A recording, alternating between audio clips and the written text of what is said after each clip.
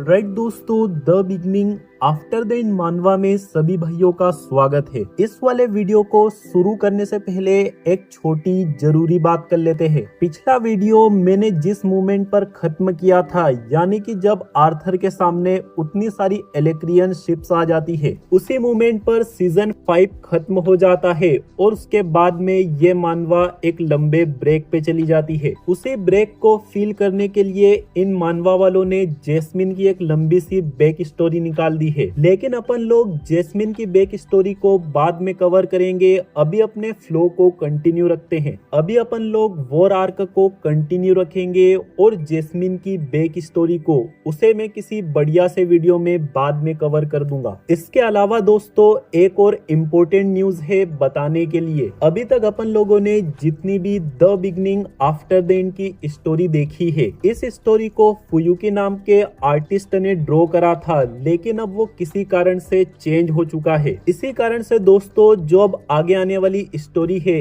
इसका art style change हो चुका है। इसी के साथ दोस्तों इस वाले वीडियो की शुरुआत करते हैं। पिछले पार्ट में अपन लोगों ने देखा आर्ट अचानक से ही डिकेथिन में एक सरप्राइज एंट्री लेता है। फिर इसके कुछ टाइम बाद आर्थर को देखने को मिलता है बहुत ही बड़ी तादाद में एलेक्ट्रियन आर्मी ने डिकेथिन के ऊपर हमला कर दिया है। इस वाले वीडियो की बिल्कुल ही स्टार्टिंग में अपन देखते हैं सीन आर्ट की पास्ट लाइफ में शिफ्ट हो जाता है। सीन की बिल्कुल ही स्टार्टिंग में अपन दो बच्चों को देखते हैं जो कि एक घर में चोरी कर रहे हैं। यह लड़का जिसके की काले बाल है, इसका नाम है निको, और ये सफेद बालों वाला बंदा ये है अपना ग्रे, यानी कि आर्थर, जो कि प्रेजेंट टाइम में तो आर्थर है लेकिन पास्ट लाइफ में ग्रे था। निको और ग्रे ये दोनों बंदे चोरी इसलिए कर रहे हैं क्योंकि इन दोनों को इनका ऑर्फनेज बचाना है। ग्रे कहता है क्या तुम्हें उस बंदे पे भरोसा है कि अपने पास से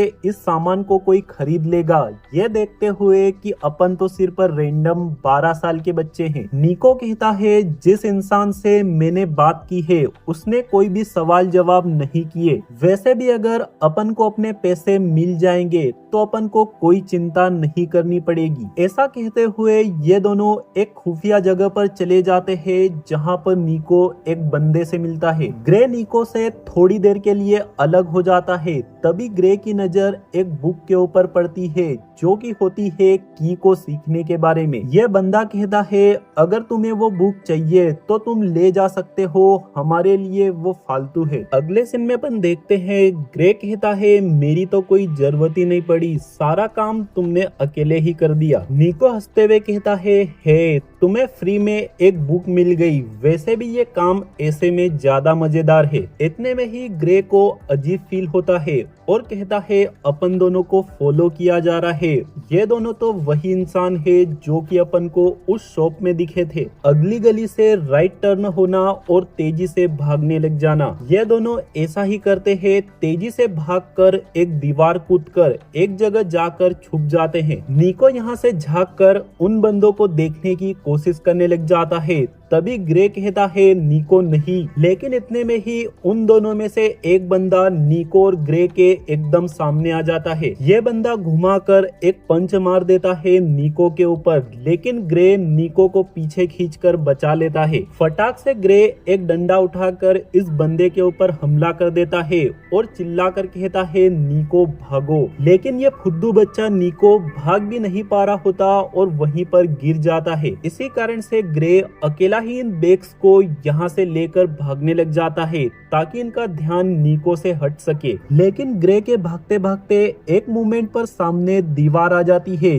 जिस कारण से ये दोनों ग्रे को पकड़ने वाले होते हैं। तभी अपन देखते हैं दोस्तों अपना लोंडा पिछली जिंदगी में भी बचपन से ही काफी तेज था। इसी कारण से ग्रे एक बंदे को पैर पे हमला करके गिरा देता है और दूसरे बंदे के ऊपर नुकीले हथियार का इस्तेमाल करता है। यह दूसरा बंदा अच्छी तरह से घायल हो जाता है। इसी कारण से निको और ग्रे ये दोनों ही यहाँ से सक्सेसफुली भाग जाते हैं। अगले सीन में निको ग्रे से कहता है इसीलिए तुम मेरे साथ गए थे? क्या तुमने खुद को नोटिस किया?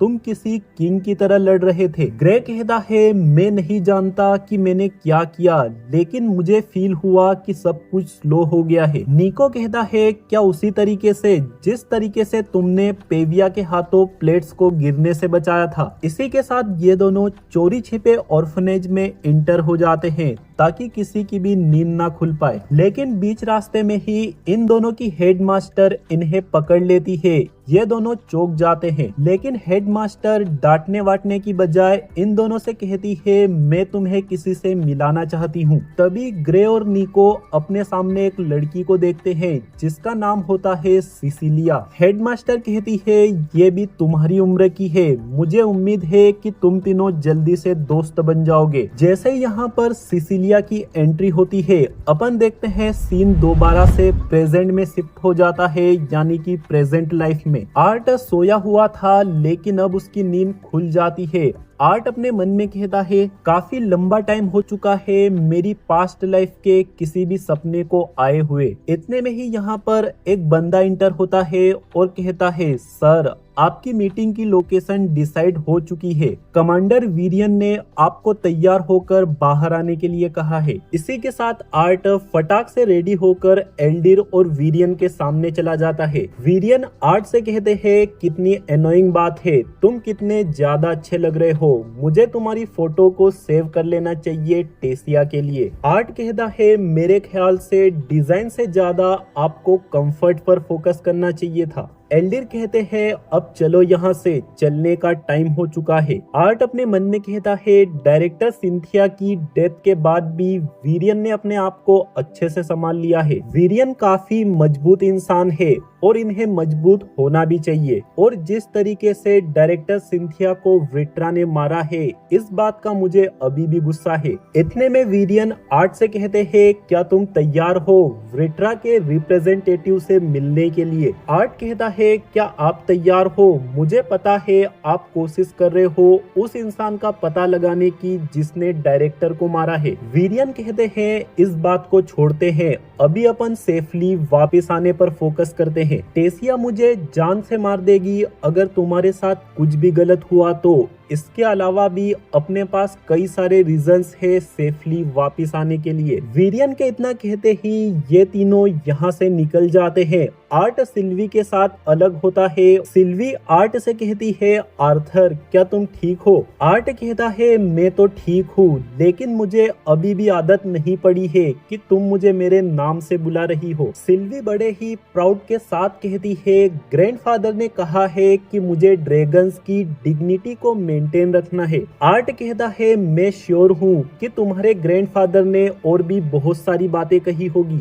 आर्ट के ऐसा कहते ही सीन एक पुराने मूवमेंट में शिफ्ट हो जाता है, जहाँ पर आर्ट इफेटस में होता है। आर्ट की ट्रेनिंग का आज आखिरी दिन होता है, इसी कारण से लॉर्ड एंड्रेथ ने आर्ट को बुलाया होता है। लेकिन भाई साहब, आर्ट अपनी आंखों के सामने देखता है लॉर्ड एंड्रेथ की वाइफ को, जिनका की नाम है मायर। हाँ दोस्तों, ये लेडी वही मायर है जिन्होंने आर्ट को एथर के बारे में नॉलेज और ट्रेनिंग दी थी। मायर आर्ट से कहती है, आर्थर हेलो अगेन, और ये देख के आर्ट काफी हैरान होता है। लॉर्ड एंड्रेथ आर्ट को यहाँ से भेजने से पहले एक बहुत जरूरी एडवाइस देते हैं, लेकिन वो एडवाइस अभी अपन को नहीं बताई गई है। सीन वापिस प्रेजेंट टाइम में शिफ्ट हो जाता है, जहाँ पर वीरियन एल्डिर से कहते हैं, मुझे अभी भी सही फील नहीं हो रहा है कि बिना बैकअप के अपन उन लोगों से मिलने जा रहे हैं। एल्डिर कहते हैं, अगर मैसेजिंग वाले इस काम में वो लोग कुछ भी गड़बड़ करते हैं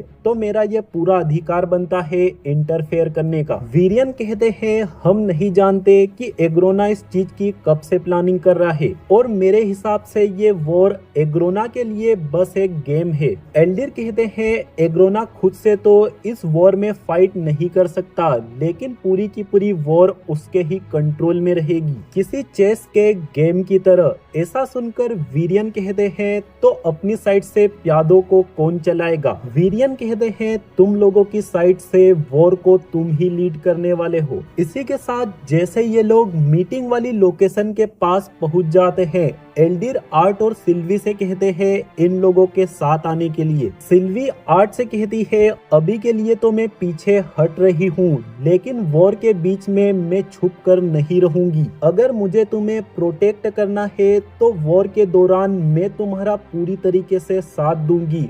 आर्ट कहता है ठीक है। इसी के साथ सिल्वी छोटी हो जाती है और ये दोनों भी एल्डिर और वीरियन के गोले में चले जाते हैं। थोड़ी ही देर में आर्ट अपने सामने देखता है और कहता है मुझे नहीं लगता कि वो लोग कोई मामूली से मैसेंजर्स हैं। इसी के साथ जैसे ही ये लोग शिप के ऊपर लैंड होते हैं, ये लोग अपने सामने देखते हैं दो खतरनाक बंदों को। ये राइट वाला बंदा इविल तरीके से कहता है वेलकम, और दोस्तों ये बंदा वही लग रहा है जिसने की एलिया को मारा था। एल्डिर कहते हैं हमें तो लगा हम किसी मैसेंजर से मिलेंगे, मैसेंजर का रोल तुम दोनों पे सूट नहीं करता। ये बंदा कहता है आपकी बात से खुशी हुई, लेकिन फिलहाल में हम मैसेंजर ही है। पीछे वाला ये बंदा कहता है मेरा नाम सिलराइट है और ये यूटो है। एल्डिर आपसे मिलना हमारे लिए सम्मान की बात है। हम रिटेनर्स ने एफेटस के असुरास के बारे में काफी बातें सुनी है। आर्ट थोड़ा चौंक कर अपने मन में कहता है तो ये दोनों रिटेनर्स है। सिलराइट कहता है मुझे उम्मीद है आप बात को फॉलो करेंगे और लड़ाई में पार्टिसिपेट नहीं करेंगे। एल्डिर कहते हैं जब तक तुम्हारी साइड रूल्स को नहीं तोड़ती तब तक हाँ। इतने में ही यूटो इविल तरीके से कहता है मैं ये बात तो समझ पा रहा हूँ कि ये एक आंख वाले मिस्टर और ग्रैंडपा एल्फ यहाँ पर आए हैं, लेकिन आखिर ये लड़का आर्थर लेवाइन क्यों आया है। आर्ट कहता है ये सवाल तो मैं भी पूछ सकता हूँ कि तुम रिटेनर्स अपना चेहरा दिखाने के लिए क्यों आए हो। यूटो कहता है हम मैसेंजर बन के इसलिए आए हैं ताकि हम नहीं चाहते कि तुम हमारे किसी कमजोर इंसान को पकड़ लो और इसके बाद में उसे टॉर्चर कर सको इंफॉर्मेशन निकालने के लिए। अगर तुम्हारी जगह पर मैं होता मैं तो बिल्कुल ऐसा ही करता। ऐसा कहकर ये बंदा आर्ट को डराने की कोशिश करता है। सिलराइट कहता है यूटो बस बहुत हो गया। यूटो कहता है क्यों क्या हो गया,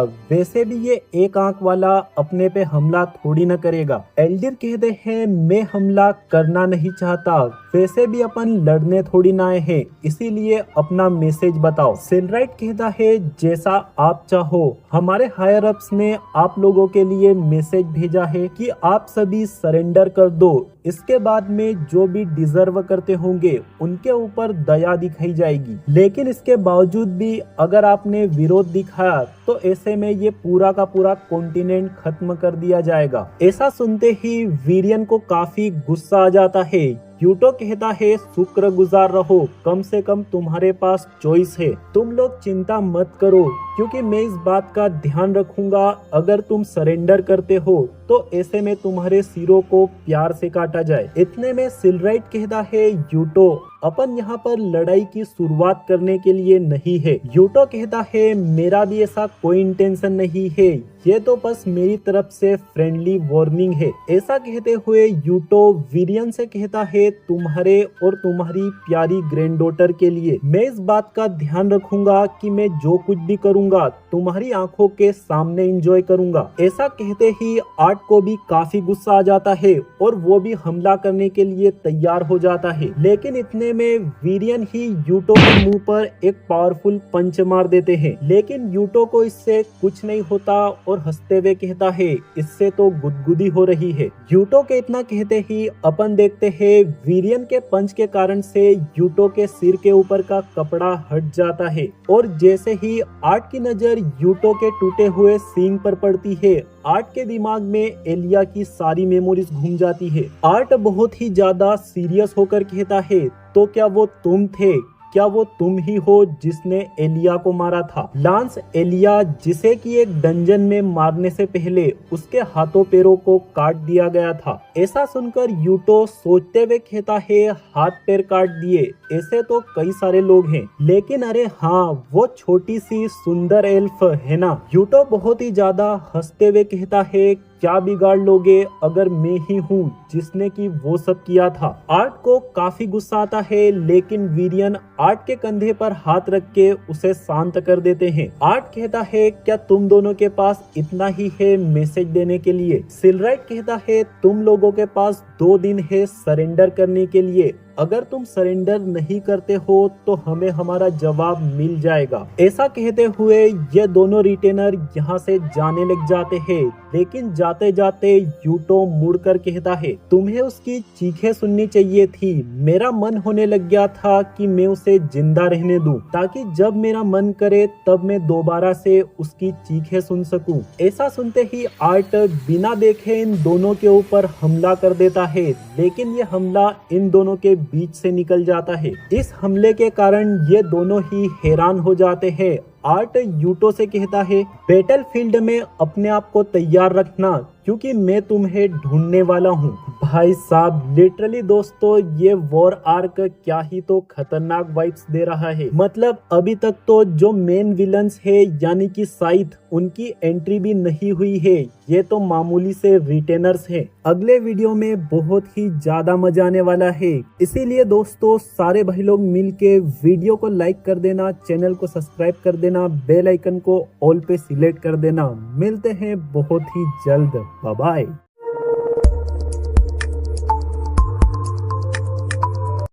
व्हाट्सएप यूट्यूब फैमिली, स्वागत है सभी लोगों का the beginning after the end मानवा में। पिछले पार्ट में अपन लोगों ने देखा आर्ट 2 रिटेनर से मिलता है जो कि इन लोगों को 2 दिन का टाइम देते हैं सरेंडर करने के लिए। इस वाले वीडियो की बिल्कुल स्टार्टिंग में अपन टेसिया को देखते हैं, जहां पर ये सभी लोग मिलकर इन माना बीस्ट की बॉडीज के अंदर से जरूरी चीजें निकाल रहे हैं जिन्हें की आर्थर ने मारा है। डार्वस यहाँ पे नाराज है क्योंकि जो चीज सबसे ज्यादा वैल्यूबल होती है यानी कि बीस्ट कोर्स, उन्हें तो आर्थर ने पहले ही ठिकाने लगा दिया। डार्वस कहता है आखिर वो छोटी सी बोन्स इतने सारे कोर्स को कैसे खा सकती है, जरूर से आर्थर ने ही उन्हें कहीं पर गायब किया है। इसके अलावा इन मॉन्स्टर्स का एक के ऊपर एक ढेर कैसे लग सकता है, क्या आर्थर ने ही ऐसा जानबूझकर कूल दिखने के लिए किया है। स्टेनार्ड कहता है नहीं, एक्चुअली में ये कंट्रोल किए गए माना बीस्ट पूरी तरीके से पागल होते हैं। ये सभी एक साथ आर्थर के ऊपर भिड़ गए होंगे उसे मारने के लिए, इसी कारण से एक जगह पर ढेर जमा हो गया। डार्वस कहता है हाँ ठीक है जो भी हुआ हो, मैं भी कोई बेवकूफ नहीं हूँ, समझे ना। डार्वस के इतना कहते ही अचानक से इन लोगों को यहाँ पर कुछ अजीब फील होता है। डार्वस कहता है घबराने जैसी कोई बात नहीं है, शायद से इन बीस्ट की बॉडीज अपनी जगह पर लुढ़क रही हो। इधर की साइड पर टेसिया हेलेन से कहती है लगभग अपना काम हो चुका है ना। आगे बढ़ने से पहले भाई मैं कहना चाहता हूँ ये टेसिया के साथ क्या कर दिया है, ये मेरी टेसिया नहीं हो सकती। नो, इसमें उसमें 19 लाख का फर्क है। हेलेन कहती है बस थोड़ा ही काम बचा है, लेकिन सभी लोग काम धीरे कर रहे हैं क्योंकि यहाँ पर लूटने के लिए ज्यादा कुछ नहीं है। तभी पीछे से एडम कहता है लेकिन ये बात अच्छी हुई कि अपन लोगों को ज्यादा अपने हाथ गंदे नहीं करने पड़े। इसी तरह से ये तीनों आपस में छोटी मोटी बातचीत करने लग जाते हैं और इतने में ही अपन देखते हैं जैस्मिन और डर्डन की साइड पर ये लोग अपने सामने एक दीवार को देखते हैं जो कि थोड़ी अजीब लग रही होती है। इसी कारण से ये तीनों हैरानी में होते हैं, लेकिन इतने में ही भाई साहब ये दीवार इन लोगों के सामने टूट जाती है और इसके अंदर से निकलते हैं बहुत सारे माना बीस्ट। ये सभी मॉन्स्टर्स इन लोगों के ऊपर हमला करने लग जाते हैं और बाकी के सभी लोग चौकन्ना हो जाते हैं इन लोगों से लड़ने के लिए। ये मॉन्स्टर्स एवरेज से ज्यादा ताकतवर होते हैं, इसी कारण से टेसिया अपने मन में कहती है आखिर आर्थर ने अकेले उतने सारे मॉन्स्टर्स को कैसे मारा होगा। तभी अपन डार्वस को देखते हैं जिसके ऊपर एक माना बीस्ट हमला कर देता है और डार्वस खतरे में होता है। डार्वस फिलहाल में कुछ भी बेटर नहीं कर पा रहा होता क्योंकि जब से आर्थर ने इस बंदे के माना पॉइंट पे हमला किया है ये बंदा थोड़ा कमजोर हो गया है। लेकिन इतने में ही कारिया इस मॉन्स्टर को मार के डार्वस को बचा लेती है। तभी इतने में अपन जैस्मिन को देखते हैं। जैस्मिन हमेशा की तरह ही एकदम कूल होती है जो कि एक सेकेंड में ही 5-6 मॉन्स्टर्स को एक बार में निपटा देती है। यहाँ पर मौजूद बाकी लोग घायल सोल्जर्स को बाहर निकाल रहे होते हैं। अपना अपना बंदा एडम भी अच्छे से मॉन्स्टर्स से लड़ रहा होता है, लेकिन फिर भी यहाँ पर कई सारे मॉन्स्टर्स है जिस कारण से ये लोग एडम को घेर लेते हैं। तभी यहाँ पर बीच में डर्डन आ जाता है जो कि कुछ मॉन्स्टर्स को हटाकर एडम की मदद करने लग जाता है। एडम स्माइल करते हुए कहता है तुम्हारा मेरे ऊपर ये कर्ज रहेगा। डर्डन कहता है मुझे बाद में थैंक्स कह लेना, पहले अपने पास बड़ी प्रॉब्लम है सोल्व करने के लिए। इतने में ही कई सारे और मॉन्स्टर्स एक साथ ही इन दोनों पे हमला करने वाले होते हैं, लेकिन बीच में टेसिया और हेलेन आ जाती है जो कि इन दोनों को बचा लेती है। एडम हेलेन से कहता है अरे वाह तुम्हारा निशाना तो काफी अच्छा है। हेलेन कहती है अब तुम दोनों के ऊपर मेरा कर्ज रहेगा, ठीक है ना। इसी के साथ ये सभी लोग एक साथ मिलकर इन मॉन्स्टर से लड़ने लग जाते हैं। हेलेन अपने एरोस की मदद से काफी बेटर कर रही होती है।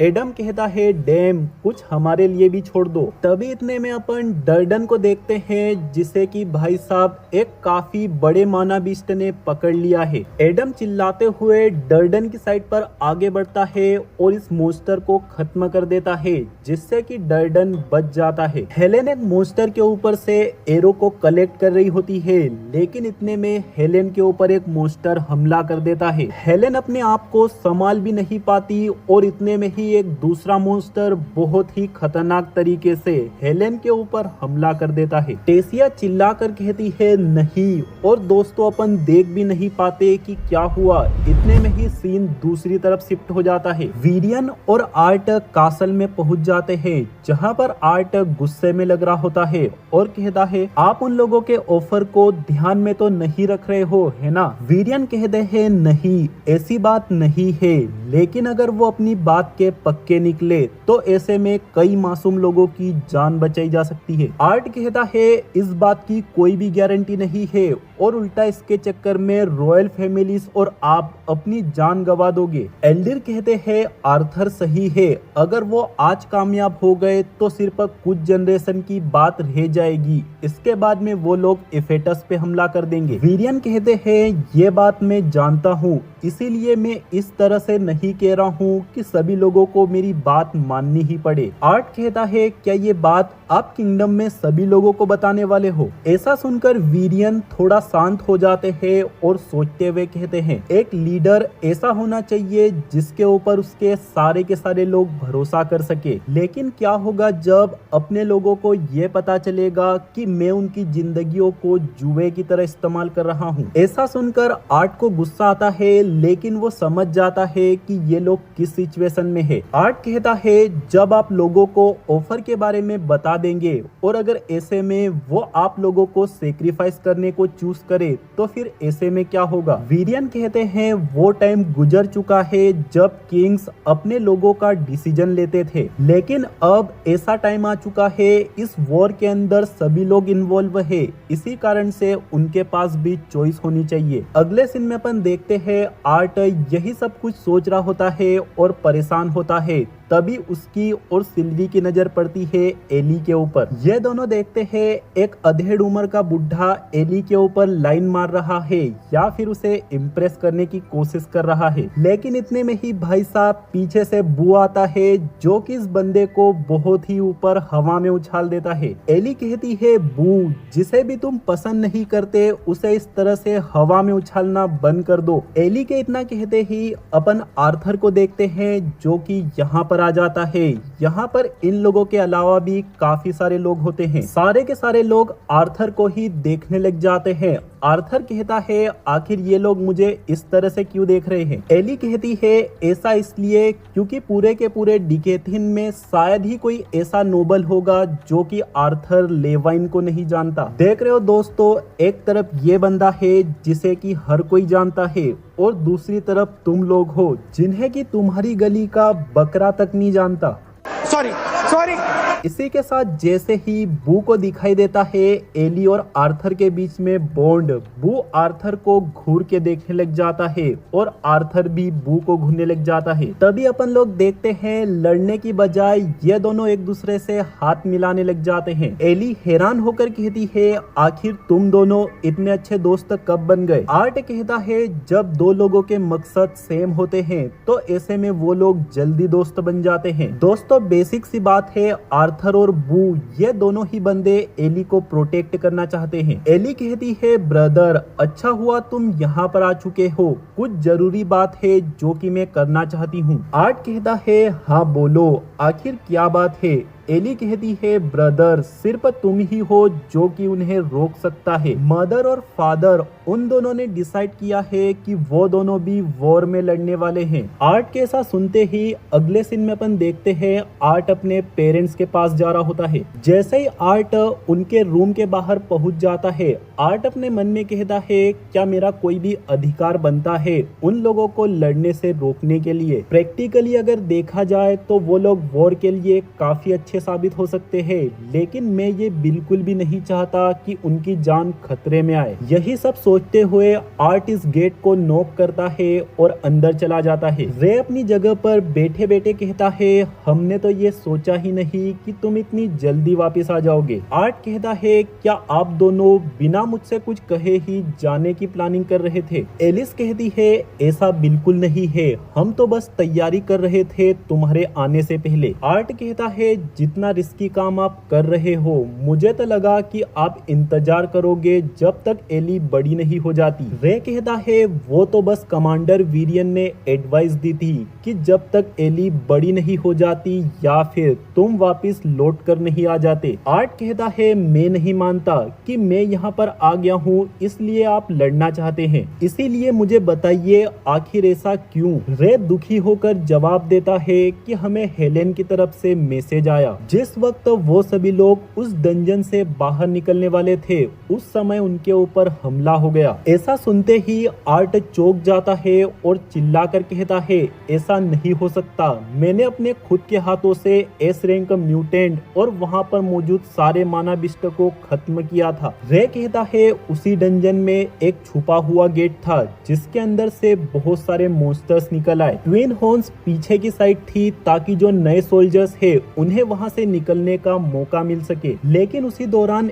एडम बच नहीं पाया। ऐसा सुनते ही आर्ट काफी ज्यादा दुखी हो जाता है और आर्ट के मन में वो ख्याल आता है जब आर्ट एडम से पहली बार मिला था। दोस्तों जो अपना बंदा एडम है वो जैस्मिन के बाद ट्विन हॉर्न्स में मेरा सबसे फेवरेट था। मुझे तो ये बात बिल्कुल भी अच्छी नहीं लगी कि एडम इस तरीके से मर गया, मतलब एडम का रोल थोड़ा और भी बेटर हो सकता था। लेकिन अब खैर दोस्तों अगर मेरे अलावा कोई और भी सैड है तो कमेंट सेक्शन में RIP एडम जरूर से लगा सकते हो। वैसे आज का ये वाला वीडियो छोटा है क्योंकि काफी सारे बंदों को पहले से ही पता है मेरी एग्जाम्स आ चुकी है। अब दोस्तों वीडियोस के लिए और पढ़ने के लिए दोनों के लिए ही टाइम को मैनेज करना पड़ रहा है। अब क्या ही बोलूं यार, तुम लोग अपनी साइड से भी सपोर्ट दिखा सकते हो वीडियो को लाइक करके और चैनल को सब्सक्राइब करके। मिलते हैं बहुत ही जल्द अगले वीडियो में, बाय बाय।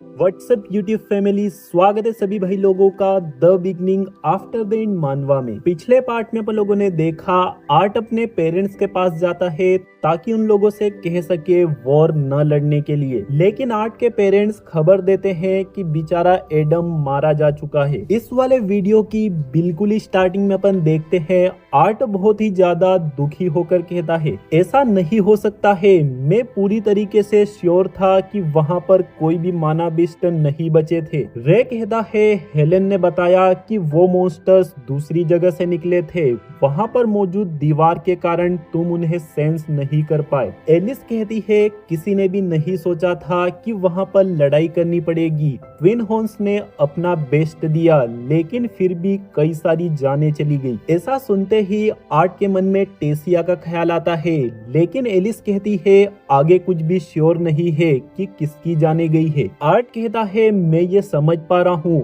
और एडम के लिए मुझे भी दुख है, लेकिन क्या सिर्फ यही बात है जिसके लिए आप वॉर को ज्वाइन कर रहे हैं? रे कहता है आर्थर कुछ भी गलत मत समझना, हम ये गिल्ट के कारण नहीं कर रहे हैं क्योंकि सोल्जर्स की जानें तो हमेशा ही खतरे में होती है। ऐसा सुनकर आर्ट तेज आवाज में कहता है तो क्या, मुझे पता है आप दोनों के पास पूरा अधिकार है वॉर ज्वाइन करने का, और मैं शायद किसी मतलबी की तरह सोच रहा हूँ जो कि आप दोनों को रोकने की कोशिश कर रहा है, लेकिन ये बात तो और भी ज्यादा सेल्फिश है कि बहुत बड़ी लापरवाही के साथ आप इस वॉर को ज्वाइन कर रहे हैं। एक बार जरा एली के बारे में सोच कर देखिए, अगर आप दोनों को कुछ भी हो गया तो उसका क्या होगा और मेरा क्या होगा। दोस्तों जो ये आर्थर ने मेरा क्या होगा कहा है, ये वाली बात वो कॉन्फिडेंटली कह ही नहीं पाता और बीच में ही रुक जाता है। एलिस कहती है हमने तुम दोनों के बारे में काफी सोचा है और हमने ये भी सोचा है कि सबसे बेकार कंडीशन में क्या हो सकता है, लेकिन इस बात के लिए तुम अपने फादर को ब्लेम मत करो क्योंकि ये डिसीजन मेरा है। आर्ट हैरान होकर कहता है क्या आप वॉर में जाना चाहती है, लेकिन आप कैसे? मेरा कहने का मतलब है डैड ने मुझे बताया था कि पास्ट में कुछ हुआ था जिस कारण से आपने मैजिक का इस्तेमाल करना बंद कर दिया था, तो फिर अचानक से आज क्यों?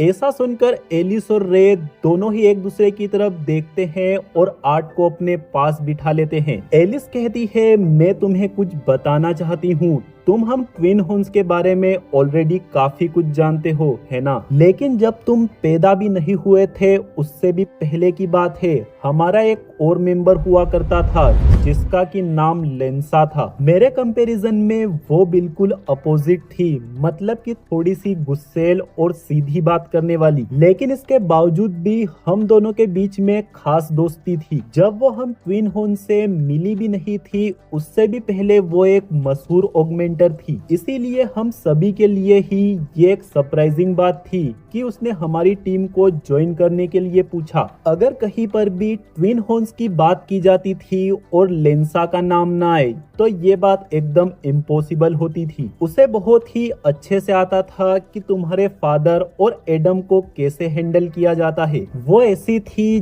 जिससे कि जैस्मिन तक को स्माइल करा देती थी, लेकिन फिर भी वो हमारे साथ लगभग 2 सालों तक ही रही। फिर एक दिन हमारे साथ एक घटना हुई, एक स्टिंगर्स का ग्रुप छुपकर बैठा हुआ था हम पर हमला करने के लिए। सभी लोग घायल हो चुके थे, इसी कारण से मैं बहुत तेजी से सभी के घावों को भरने लगी। सभी लोगों को ज्यादातर चोटें सिर्फ हाथों पैरों पर आई थी, इसी कारण से वो लोग अच्छे से हील हो रहे थे, लेकिन लेंसा की कंडीशन बिल्कुल भी नॉर्मल नहीं थी क्योंकि स्टिंगर का वेनम उसके मानाकोर तक फैल चुका था और वह जहर लगातार ही फैलते जा रहा था।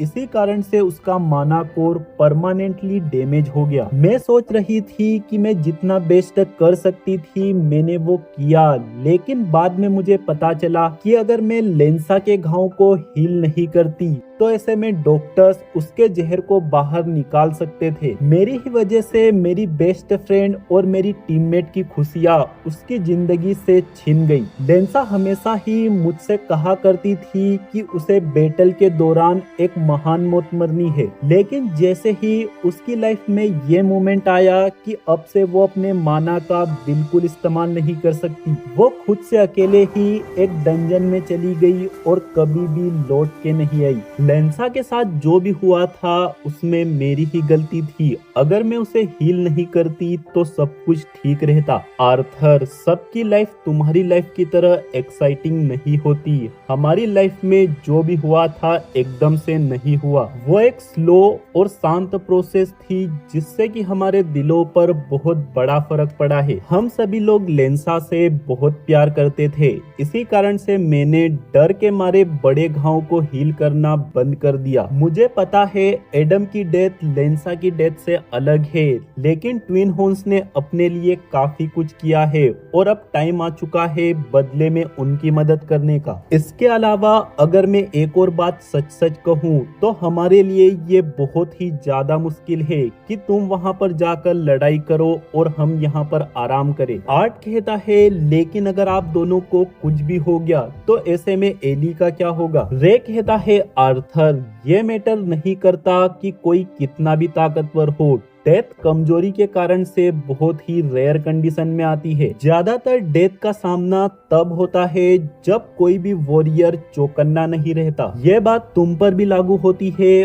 और तुम्हारी मदर को प्रोटेक्ट करने के लिए मैं उसके साथ हूँ। हमारा बस यही गोल है कि वॉर के बाद हम तुम दोनों को सही सलामत देख सके और मैं चाहता हूँ तुम्हारा भी यही गोल हो। हम जानते हैं कि तुम्हें पाल पोस कर हमने बड़ा नहीं किया है, लेकिन एली तुम्हें अपना बेस्ट ब्रदर मानती है। इसीलिए इस बात का ध्यान रखना कि भले ही किसी भी अच्छे रीजन के कारण अपने आप को सेक्रीफाइस या फिर कोई भी गलत कदम मत उठाना। अगर अपन इस वॉर को हार भी जाते हैं तो भी अपने पास हमेशा ही मौका होगा वापस लड़ने का। तुम्हारी असली हार तब है जब तुम मर जाओगे, क्योंकि ऐसे में तुम्हारे पास कोई भी दूसरा मौका नहीं होगा। आर्ट कहता है लेकिन मेरे पास तो था। ऐसा सुनकर रे और एलिस कहते हैं, आर यू कॉमेडी मी?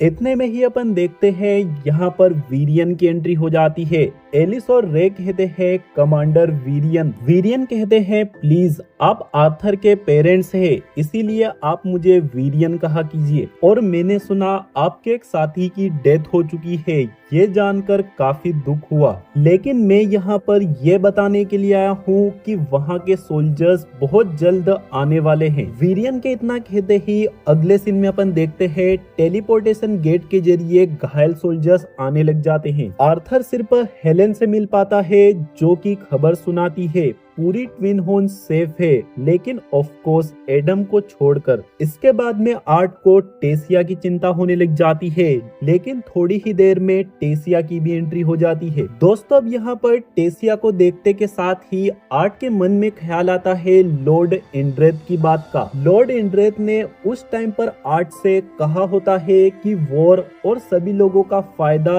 इसमें है कि तुम एल्फ प्रिंसेस से दूर हो जाओ। लेकिन आर्ट टेसिया को देखते ही गले लगा लेता है और कहता है, मुझे तुम्हारी बहुत ही ज्यादा चिंता हुई। इसी के साथ अगले सीन में अपन देखते हैं रात के टाइम पर आर्थर और वीरियन प्राइवेट बात कर रहे होते हैं। वीरियन और आर्ट ये दोनों सोच रहे होते हैं कि डायरेक्टर सिंथिया की डेथ की बात टेसिया से छुपा ली जाए, क्योंकि उसके लिए ये जानना सही नहीं है। लेकिन सरप्राइजिंगली टेसिया इन दोनों की बात सुन लेती है और दुखी होकर डायरेक्टर सिंथिया की बॉडी देखने के लिए कहती है। वीरियन के पास अब कोई भी चॉइस नहीं होती, इसी कारण से वो टेसिया को डायरेक्टर सिंथिया की बॉडी पास ले जाने लगते हैं। टेसिया कहती है, आखिर मास्टर सिंथिया को इतनी घटिया जगह पर क्यों रखा गया है?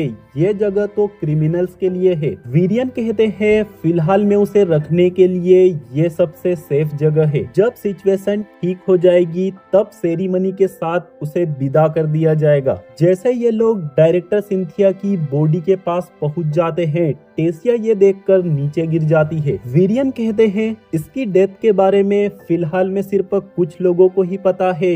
ये पब्लिक सेरेमनी डिजर्व करती है सारे प्रोफेसर्स और स्टूडेंट्स के सामने। टेसिया रोते हुए कहती है, इन्होंने जो कुछ भी इस कॉन्टिनेंट के लिए किया है ये यहाँ पर रहना डिजर्व नहीं करती। टेसिया बहुत गुस्से में चिल्लाकर वीरियन से कहती है, ग्रैंडपा आपने मुझे इस बारे में क्यों नहीं बताया? दरवाजे के पीछे से अगर मैं आपकी बात नहीं सुनती तो फिर ऐसे में मुझे और कब पता चलता? क्या आप मुझे हफ्तों, महीनों या फिर वॉर के बाद में बताने का सोच रहे थे? मैंने कितनी मेहनत की है आपको ये दिखाने के लिए कि मैं अब बड़ी हो चुकी हूँ, मैच्योर हो चुकी हूँ, लेकिन फिर भी आप मुझसे बातें छुपा रहे हो। और कहीं ऐसा तो नहीं इसके अलावा और भी कुछ है जो कि आपने नहीं बताया है? मुझे बच्चों की तरह ट्रीट करना बंद कर दीजिए। इतने में ही आर्थर कहता है, क्योंकि तुम बच्ची ही हो। टेसिया कहती है, तुम ऐसा कैसे कह सकते हो? तुम्हें अच्छे से पता है कि मैं कैसा फील कर रही हूँ, लेकिन फिर भी तुम मुझे बच्ची कह रहे हो। आर्ट सीरियस होकर कहता है,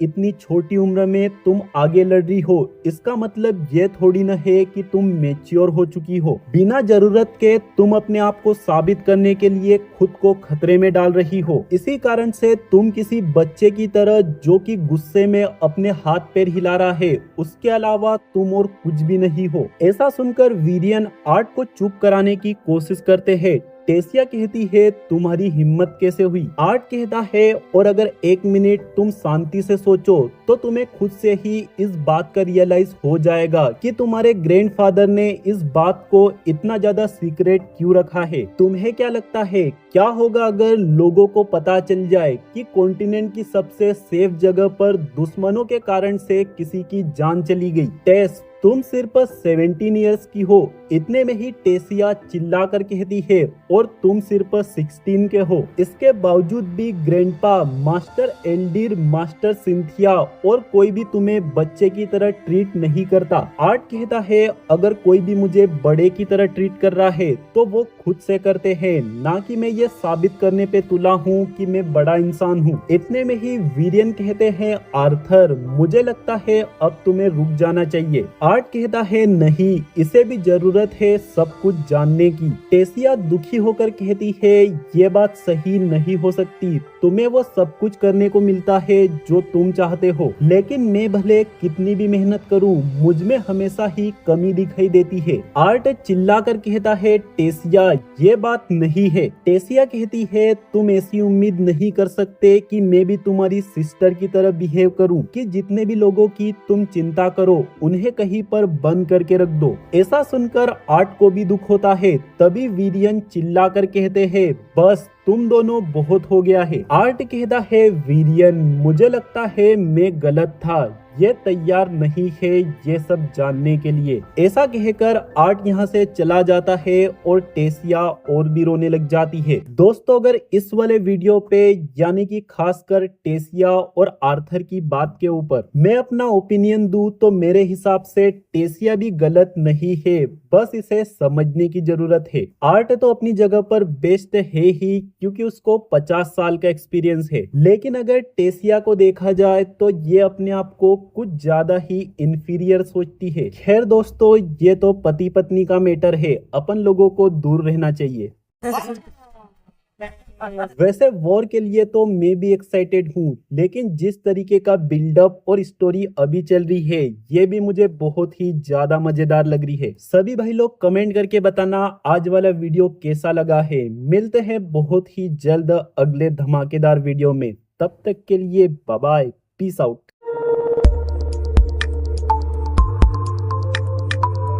WhatsApp YouTube family, the beginning after the end मानवा में सभी भाइयों का स्वागत है। पिछले पार्ट में अपन लोगों ने देखा आर्ट और टेसिया के बीच में बहसबाजी हो जाती है। आर्ट गुस्सा होकर यहाँ से चला जाता है और टेसिया रोने लग जाती है। इस वाले वीडियो के बिल्कुल ही स्टार्टिंग में अपन देखते हैं वीरियन कहते हैं अपने आप को संभालो और सिंथिया को रिस्पेक्ट शो करो। भले ही सिंथिया के साथ फिलहाल में लाखों लोग नहीं है, लेकिन वो लोग तो है ही जो कि सिंथिया के सचमुच में करीबी थे। इतने में दूसरी साइड पर अपन आर्ट को देखते हैं जो कि यहाँ से जा रहा होता है। तभी यहाँ पर सिल्वी आती है और आर्ट को काट लेती है। आर्ट कहता है सिल्वी ये क्या कर रही हो, मुझे दर्द हो रहा है, आखिर तुमने ऐसा क्यों किया। दोस्तों अब यहाँ पर सिल्वी आर्ट से बात करती है, लेकिन माइंड के जरिए नहीं बल्कि इंसानों की तरह। दोस्तों देखने वाली बात यह है इफेटस जाने के बाद ही सिल्वी ने बोलना सीखा होगा, लेकिन क्या सिल्वी अपना ह्यूमन फॉर्म ले सकती है या नहीं। सिल्वी कहती है क्या तुम मुझे बताओगे कि आखिर वो सब तुमने क्यों किया।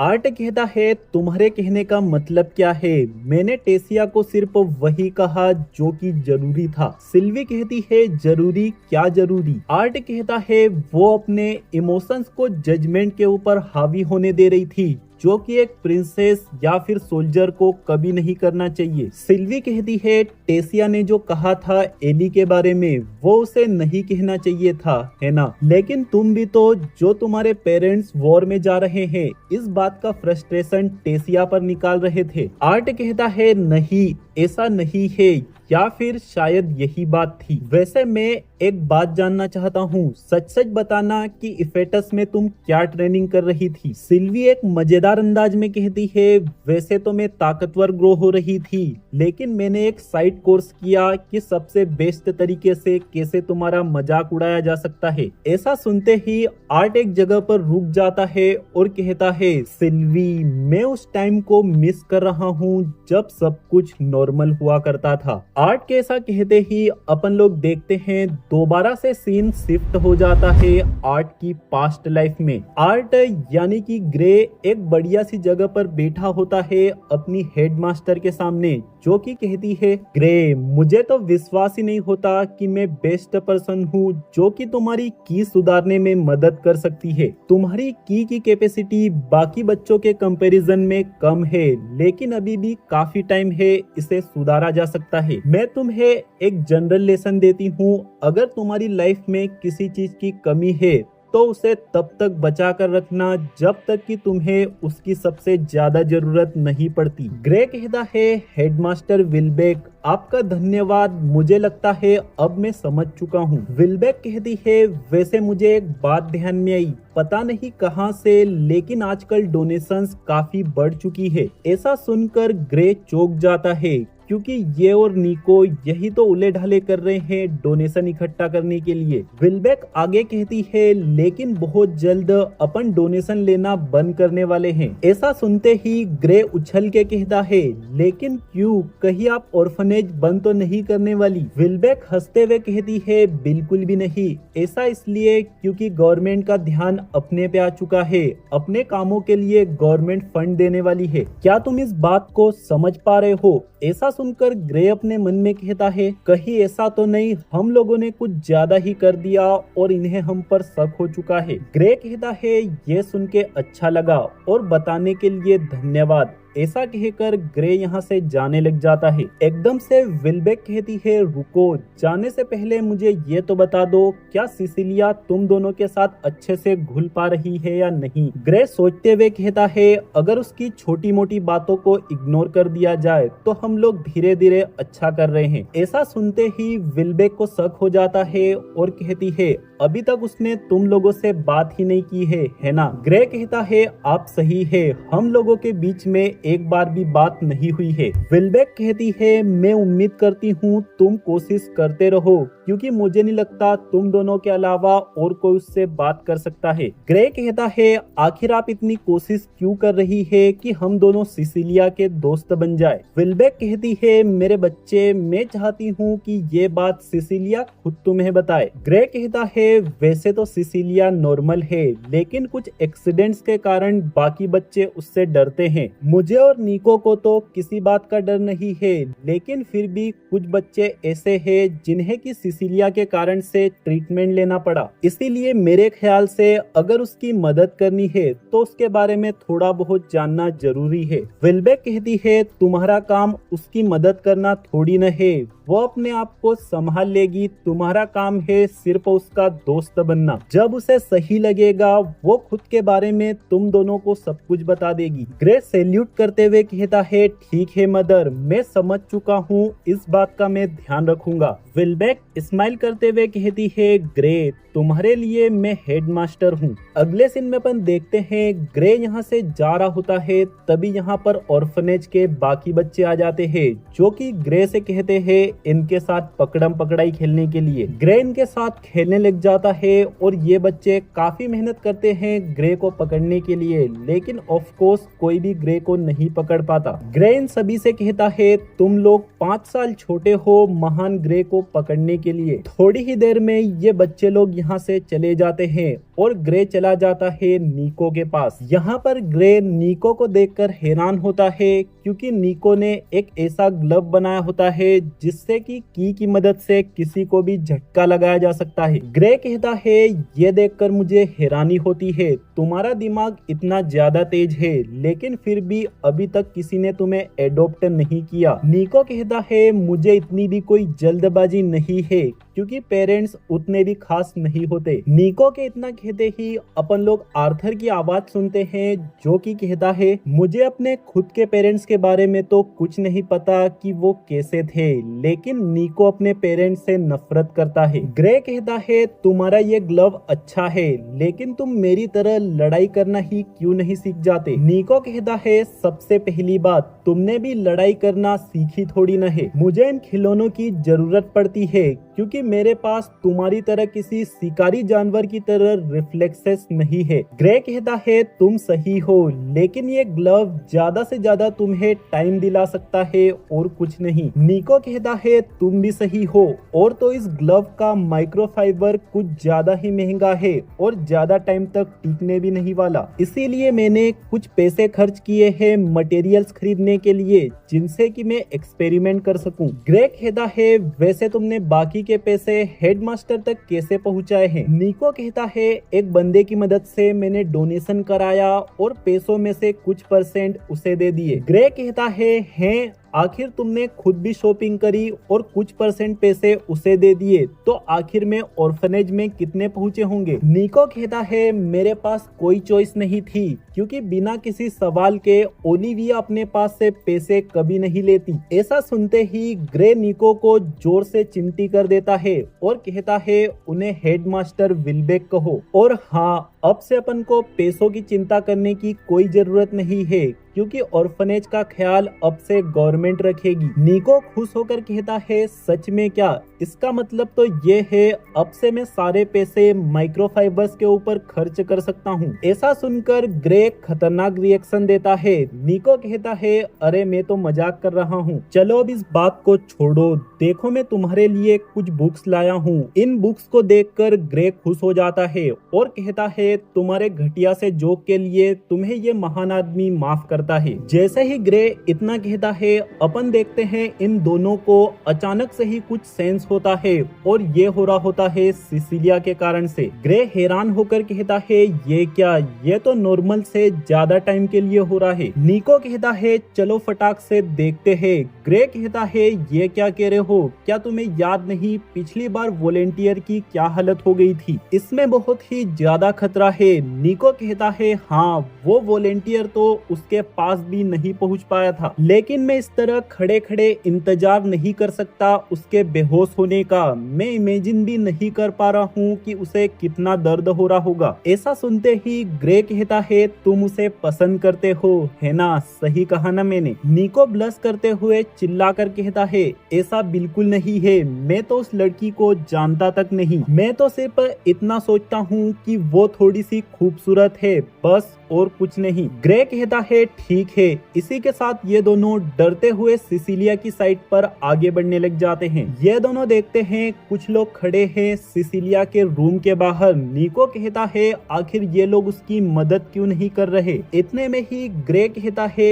ये मुझे दे दो। ऐसा कहते हुए वो निको का ग्लव ले लेता है। ग्लव हाथ में आते ही ग्रे तेजी से आगे बढ़ता है और अपने मन में कहता है इस बात का कोई चांस ही नहीं है कि रेंडाल सेफली सिसिलिया के पास पहुंच जाए। दोस्तों, रेंडाल यहाँ पर मौजूद किसी इंसान का नाम है। ग्रे निको का ग्लव पहन लेता है और तेजी से सिसिलिया की साइड जाने लग जाता है। इतने में ही अपन को दोबारा से आर्ट की आवाज आती है, जो कि कहता है सिसिलिया की में कुछ गड़बड़ थी। जो सबसे बेस्ट की यूजर्स होते थे वो भी अपनी की मदद से बस थोड़ी सी ही एनर्जी प्रोड्यूस कर पाते थे, लेकिन वहीं पर सिसिलिया अकेली थी जो कि अपने आप को पूरी तरीके से की से घेर लेती थी। लेकिन दिक्कत वाली बात यह है कि सिसिलिया इसे जरा भी कंट्रोल नहीं कर पाती। हेडमास्टर ने बताया था कि सिसिलिया के इमोशंस जरा भी ट्रिगर होते हैं तो सिसिलिया की हालत ऐसी हो जाती है। बहुत सारे की यूजर्स इस पावर को बहुत बड़ा तोहफा मानते हैं, लेकिन एक बच्ची के लिए तो एक श्राप की बात है। ग्रे सिसिलिया की साइड पर आगे बढ़ते हुए कहता है अपने आप को संभालो। सिसिलिया चिल्लाकर कहती है तुम यहाँ से दूर रहो, नहीं तो तुम्हें चोट लग जाएगी। लेकिन फिर भी ग्रे आगे बढ़ रहा होता है। जैसे ही ग्रे सिसिलिया के एकदम पास पहुँच जाता है, ग्रे सिसिलिया से कहता है मेरा हाथ पकड़ो। जैसे ही सिसिलिया ग्रे का हाथ पकड़ती है, उसे तेज झटका लगता है।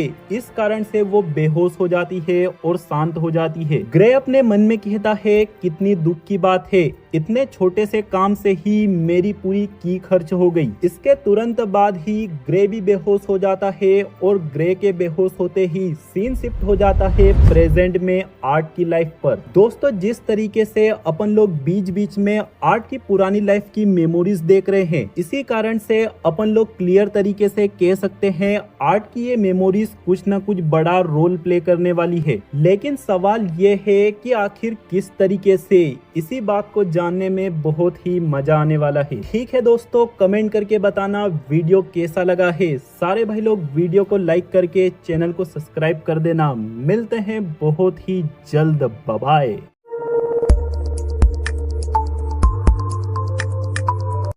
WhatsApp beauty family, the beginning after the मानवा में सभी भाइयों का स्वागत है। पिछले पार्ट में अपन लोगों ने आर्ट की पास्ट लाइफ देखी, जहां पर अपन ने ग्रे, निको और सिसिलिया को देखा। इस वाले वीडियो की बिल्कुल ही स्टार्टिंग में अपन देखते हैं, जैसे ही सीन इस वाली लाइफ में शिफ्ट होता है, आर्ट सो रहा है, तभी अचानक से कोई दरवाजे को बहुत ही खटखटाने लग जाता है और कहता है प्लीज सर तैयार हो जाइए, आपको स्पीच देनी है। तभी अपन बाहर देखते हैं, ये आवाज एक मेट की होती है, जिसके पीछे एक और इंसान खड़ा है। पीछे वाला बंदा कहता है तुम साइड हटो, उसे मैं जगाता हूँ। ऐसा कहते हुए ये बंदा दरवाजे पर हमला कर देता है। अटैक का इम्पैक्ट आर्ट पे भी जाता है, लेकिन आर्ट अपने आप को बचा लेता है। इसके बाद जैसे ये बंदा आर्ट के सामने जाता है, आर्ट कहता है तुम्हें देखकर बिल्कुल भी खुशी नहीं हुई। इसी के साथ दोस्तों अपन लोग देखते हैं this guy is none other then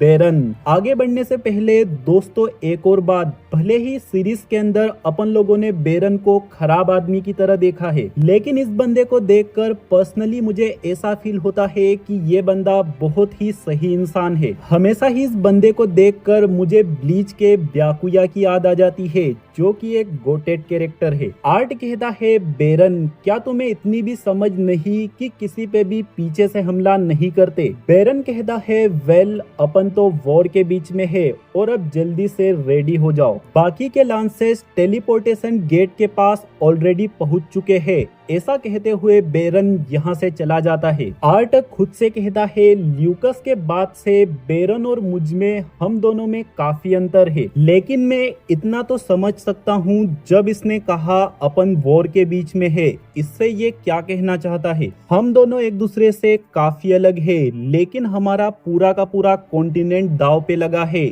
इसलिए ये बात ज्यादा मायने नहीं रखती। जैसे ही बेरन यहाँ से चला जाता है, 4 मेड अंदर आ जाती है, जिनमें से ये मेड बहुत ही हिचकिचाहट के साथ कहती है सर प्लीज, मुझे भी आपको परेशान करना अच्छा नहीं लगता, लेकिन इतने में पीछे वाली मेड्स कहती है तुम ठीक कर रही हो रोजा। ये तीनों मेड भी आगे आ जाती है, जिनमें से बीच वाली मेड कहती है कमांडर वीरियन ने हमें डायरेक्ट ऑर्डर दिए हैं आपको जल्दी से तैयार कराने के लिए। अगर आपका मन नहीं कर रहा है खुद से नहाने का, तो मैं खुशी खुशी आपकी मदद करने के लिए तैयार हूँ। ऐसा सुनते ही आर्ट इस लड़की को मना कर देता है। भाई इस लड़की के एक बार बाइसेप्स देखो, ये लड़की नहाते नहाते ही आर्ट का कचूमर बना देगी। ये लड़की आगे कहती है जैसे ही आप नहा लो इस आर्मर को पहन लीजिएगा, लॉर्ड एल्डिर ने आपके लिए ये स्पेशली बनाया है। अगले सीन में अपन देखते हैं ह्यूमन किंग और क्वीन भी तैयार हो रहे होते हैं स्पीच के लिए, जो कि होने वाली है इटिस्टिन सिटी में। इन लोगों को कोई आइडिया नहीं है कि वीरियन ने अचानक से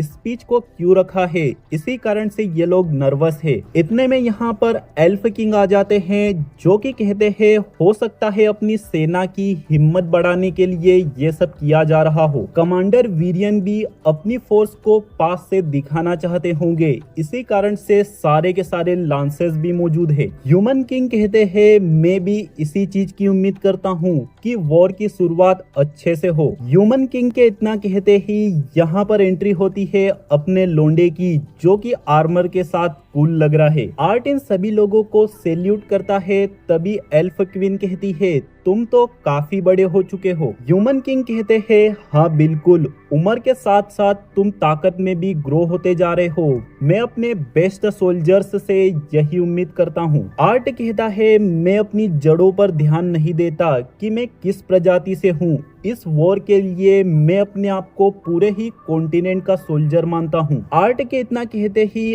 अपन लोग यहाँ पर एक नए बंदे को देखते हैं जो कि आर्ट से कहता है तो फाइनली आर्थर से मिलकर खुशी हुई। मेरा नाम रेडियस है और मैं ड्वार्फ किंगडम का नया रिप्रेजेंटेटिव हूँ। तुम्हारे बारे में मैंने एलिजा के लेटर्स से काफी कुछ सुना है। आर्ट कहता है तो इसका मतलब क्या आप ही इतने में ही रेडियस कहते हैं? हाँ बिल्कुल, एलिजा की देखरेख मैंने ही की है। ऐसा सुनकर आर्थर दुखी हो जाता है और कहता है मुझे माफ कीजिए, मैं एलिजा की मदद नहीं कर पाया। रेडियस आर्ट का हाथ पकड़कर कहते हैं इसमें तुम्हारी गलती नहीं है, वो बच्चा हमेशा ही प्रॉब्लम्स में फंसता रहता है। आर्ट कहता है एलिजा मेरा बेस्ट फ्रेंड है, मैं आपको ये जबान देता हूँ कि मैं किसी भी हालत में एलिजा को वापस ला कर रहूंगा। रेडियस आर्ट को थैंक यू कहते हैं और इतने में ही वीरियन सभी लांसेस को कहते हैं जैसे ही गार्ड सिग्नल देगा एक एक करके सभी को आगे आना है। आर्ट और सिल्वी एक दूसरे से कहते हैं अगर ये लोग रेडियस से थोड़ा और बात कर पाते तो अच्छा होता एलिजा के बारे में जानने के लिए। इतने में ही आर्ट और सिल्वी के पीछे अपन आया को देखते हैं जो कि आर्ट से कहती है हेलो, अपन दोनों पहले भी मिल चुके हैं लेकिन मैं तुम्हें अपने आप को इंट्रोड्यूस नहीं करा पाई। आर्ट कहता है अच्छा और अपना हाथ आगे बढ़ाता है आया से मिलाने के लिए और ये दोनों एक दूसरे से हाथ मिलाते ही जाते हैं। आर्ट कहता है आया ग्रेफाइन, आपसे मिलकर बहुत ही खुशी हुई। आया स्माइल करते हुए कहती है मैं श्योर हूँ कि अपन अच्छे साथी बनेंगे। ऐसा कहते हुए आया यहाँ से चली जाती है। तभी सिल्वी कहती है मुझे तो ये अच्छी लग रही है। आर्ट कहता है हाँ, इसका ओरा भी यही कह रहा है। और आर्ट के इतना कहते ही यहाँ पर वेरे सामने आ जाती है। वेरे कहती है मैं देख पा रही हूँ तुम्हारी ट्रेनिंग अच्छी चल रही है, तुम मीडियम सिल्वर कोर पे जा चुके हो। आर्ट कहता है लेकिन अभी भी मुझे काफी मेहनत करनी होगी अगर मुझे आपकी तरफ व्हाइट कोर पे जाना है तो। वेरे कहती है वेल, तुम उतने भी दूर नहीं हो जितना कि तुम सोच रहे हो। ऐसा सुनकर आर्ट हैरान होता है। तभी सभी लांसेस को टेलीपोर्टेशन गेट में बुला लिया जाता है। ये सारे के सारे लोग जैसे ही गेट को पार होते हैं ये लोग अपने सामने देखते हैं बहुत ही बड़ी भीड़ जो कि एक्साइटमेंट के मारे चिल्ला रही होती है। रोजा आर्ट से कहती है प्लीज जनरल्स अपने आप को तैयार कर लीजिए, कमांडर वीरियन आपको सिग्नल देंगे। इतने में ही वीरियन अपनी स्पीच को शुरू कर देते हैं जो कि होती है वॉर के बारे में और लांसेस के ऊपर कि आर्थर को भी एक लांस बना दिया गया है। ऐसा सुनते ही आर्ट को काफी हैरानी होती है और वीरियन इतने सारे लोगों के सामने आर्ट को खड़ा कर देते हैं स्पीच देने के लिए। और भाई इस बंदे ने कोई भी स्पीच रेडी नहीं की है क्योंकि इस बंदे को पता ही नहीं होता कि ये लांस बनने वाला है। लेकिन फिर भी आर्ट एक बढ़िया सी स्पीच की शुरुआत करता है और यहाँ पर रॉयल्टी और यूनिटी के बारे में कहता है। सिर्फ कुछ जनरेशन पहले की बात है, ऐसा किसी ने सोचा भी नहीं था कि ये तीनों ही रेसेस एक हो जाएगी। लेकिन अपन आज का दिन देख रहे हैं जहाँ पर तीनों ही रेसेस के लीडर्स एक दूसरे के साथ खड़े हैं अपनी सारी बातों को भुलाकर। शायद से अभी भी कुछ लोगों के मन में मन मुटाव हो सकते हैं लेकिन जिस जगह पर अपन रह रहे हैं ये जगह अपनी है। लेकिन अब फिलहाल की सिचुएशन ये है कि सिटी के किनारे पर 100 से भी ज्यादा दुश्मनों की शिप आ चुकी है अपने पर हमला करने के लिए। दुश्मनों की तरफ से अपन लोगों को दो ऑप्शंस दिए गए हैं, या तो अपन अपने लीडर्स की जिंदगियां दुश्मनों के हवाले सौंप दे या फिर लड़ाई की तैयारी करे। कमांडर वीरियन इस कॉन्टिनेंट को प्रोटेक्ट करने के लिए अपने आप को सेक्रीफाइस करने के लिए पूरी तरीके से तैयार है। लेकिन मेरी सोच पूरी तरीके से अलग है। दुश्मनों पर भरोसा करने से अच्छा तो मैं लड़ूं और अपनी जान गंवा दूं। लेकिन मैं ये बात सभी लोगों के लिए नहीं कह सकता कि आप क्या सोचते हैं। लेकिन एक बात मैं पूरे कॉन्फिडेंट होके कह सकता हूँ कि यहाँ पर ऊपर की साइड जितने भी लोग खड़े हैं हम अपनी आखिरी सांस तक लड़ेंगे। हम अपने डिकेथिन कॉन्टिनेंट को बचाने के लिए उन लोगों का पूरा सामना करेंगे जिन्होंने जुर्रत की है इस पर हमला करने की। आर्ट की स्पीच बहुत ही ज्यादा इफेक्टिव होती है। इसी कारण से सारे लोगों को जोश आ जाता है और सभी लोग डिकेथिन के नारे लगाने लग जाते हैं। और इसी मोमेंट पर 4 चांद लगाने के लिए सिल्वी खुद से ही अपने आप को ट्रांसफॉर्म करके एक जोर से दहाड़ लगाती है। भाई लिटरली यार क्या ही तो मोमेंट है, मतलब प्योर गूज़बम्प्स। आर्ट अपनी स्पीच देकर यहाँ से जाने लग जाता है। तभी आर्ट के पास कर्टिस और कैथलीन आते हैं। कर्टिस कहता है ये तो बहुत ही भयंकर था, मैंने सिर्फ सुना था कि सिल्वी ड्रैगन है, लेकिन इसे देखकर बहुत अच्छा लगा और दोबारा से तुम्हें देखकर काफी खुशी हो रही है। कैथलीन कहती है क्या तुम सिटी में होने वाली नोबल रिसेप्शन में आने वाले हो? आर्ट कहता है नहीं, क्योंकि मुझे एक बड़ा काम है। आर्ट के ऐसा कहते ही अगले सीन में अपन देखते हैं आर्ट अपनी फैमिली और ट्विन हॉर्न्स के साथ में होता है, जो कि एडम का फ्यूनरल कर रहे होते हैं। रेन सभी लोगों के सामने एडम की खूबियों की बात कर रहा होता है और ये मोमेंट इन सभी के लिए बहुत ही ज्यादा इमोशनल है। इस फ्यूनरल के जस्ट बाद ही यहाँ पर वीरियन आ जाते हैं। आर्ट कहता है आपको नोबल रिसेप्शन मिस नहीं करनी चाहिए। वीरियन कहते हैं बॉय मैंने खुद चुना है यहाँ पर आने का, वैसे भी वहाँ पर सारे किंग्स और क्वीन है, मेरी वहाँ पर जरूरत नहीं पड़ेगी। आर्ट कहता है आप इस फ्यूनरल में आए हैं, मैं श्योर हूँ कि एडम को इससे खुशी मिली होगी। वीरियन कहते हैं ठीक है, लेकिन एक बात है जो कि अभी इसी वक्त करना बहुत जरूरी है। ऐसा कहते हुए वीरियन आर्ट को एक आर्टिफैक्ट दिखाते हैं जो कि एलिया का होता है, जिससे कि कोई भी लांस व्हाइट स्टेज पर पहुंच जाता है। वीरियन कहते हैं मैं जानता हूँ तुम एक एल्फ नहीं हो, लेकिन ये एक सम्मान की बात होगी कि तुम मेरे लांस की तरह सर्व करोगे। आर्ट कहता है आप इस बात को जानते हो कि बिना इस बॉन्ड के भी मैं आपके साथ हूँ। हो सकता है बाद में मुझे पछतावा हो, लेकिन मैं इसे एक्सेप्ट नहीं कर सकता। व्हाइट कोर तक पहुँचने के लिए मैं बाहरी मदद नहीं लेना चाहता, मैं वहाँ पर खुद से पहुँचना चाहता हूँ। आर्ट के ऐसा कहते ही अचानक से यहाँ पर एल्डिर आ जाते हैं, जो कि यहाँ पर शेडो में छुपे हुए थे। एल्डिर आर्ट से कहते हैं तुम्हारी चॉइस को मैं एक्सेप्ट करता हूँ, क्योंकि इसकी मदद से भले ही तुम्हारी ताकत को कहीं ज्यादा बढ़ाया जा सकता है, लेकिन ये तुम्हारे पोटेंशियल को खत्म कर देगा, जिससे कि तुम और भी ज्यादा ग्रो नहीं हो पाओगे। मैं रिकमेंड करता हूँ कि इसका इस्तेमाल किसी दूसरे लेसर बीइंग के ऊपर किया जाए। इसका इस्तेमाल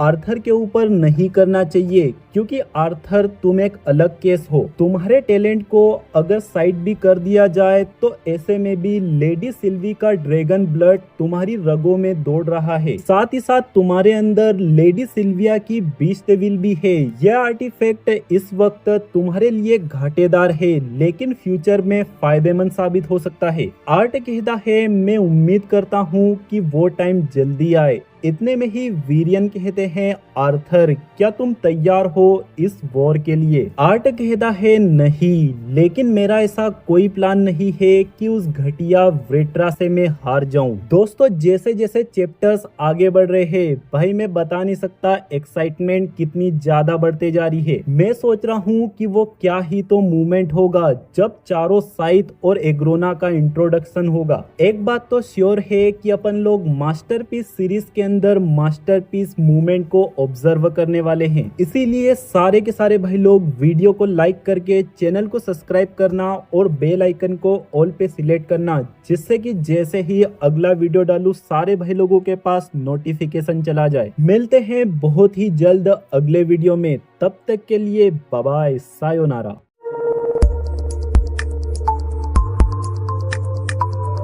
WhatsApp YouTube family, the beginning after the end मानवा में सभी भाइयों का स्वागत है। पिछले पार्ट में अपन लोगों ने देखा आर्ट पूरे के पूरे डिकेथिन के सामने एक बढ़िया सी स्पीच देता है और इसके बाद में एडम का फ्यूनरल अटेंड करता है। इस वाले वीडियो के बिल्कुल ही स्टार्टिंग में अपन देखते हैं आर्ट के पेरेंट्स एली और आर्ट से मिलते हुए वॉर के लिए जा रहे होते हैं। ऑब्वियस सी बात है आर्ट को इन दोनों की काफी चिंता हो रही है, लेकिन एलिस और रे इन दोनों को को छोड़कर वॉर में चले जाते हैं। इसी के साथ अगले सीन में अपन देखते हैं आर्ट सिल्वी के साथ बैठा होता है और अभी भी काफी परेशान है। सिल्वी आर्ट से कहती है किसी से भी अलग होते वक्त आर्ग्यूमेंट करना अच्छी बात नहीं होती। आर्ट कहता है आखिर ये बात मैं नहीं समझ पा रहा हूँ, वो लोग मेरी एडवाइस सुनते क्यों नहीं, मैंने कुछ गलत थोड़ी ना कहा। सिल्वी कहती है बेसिकली जो तुमने अपने पेरेंट्स से कहा उसका मतलब ये निकल रहा है कि किसी कंट्रोल वाले एरिया में जाकर छुप जाओ। आर्ट कहता है तुम जानती हो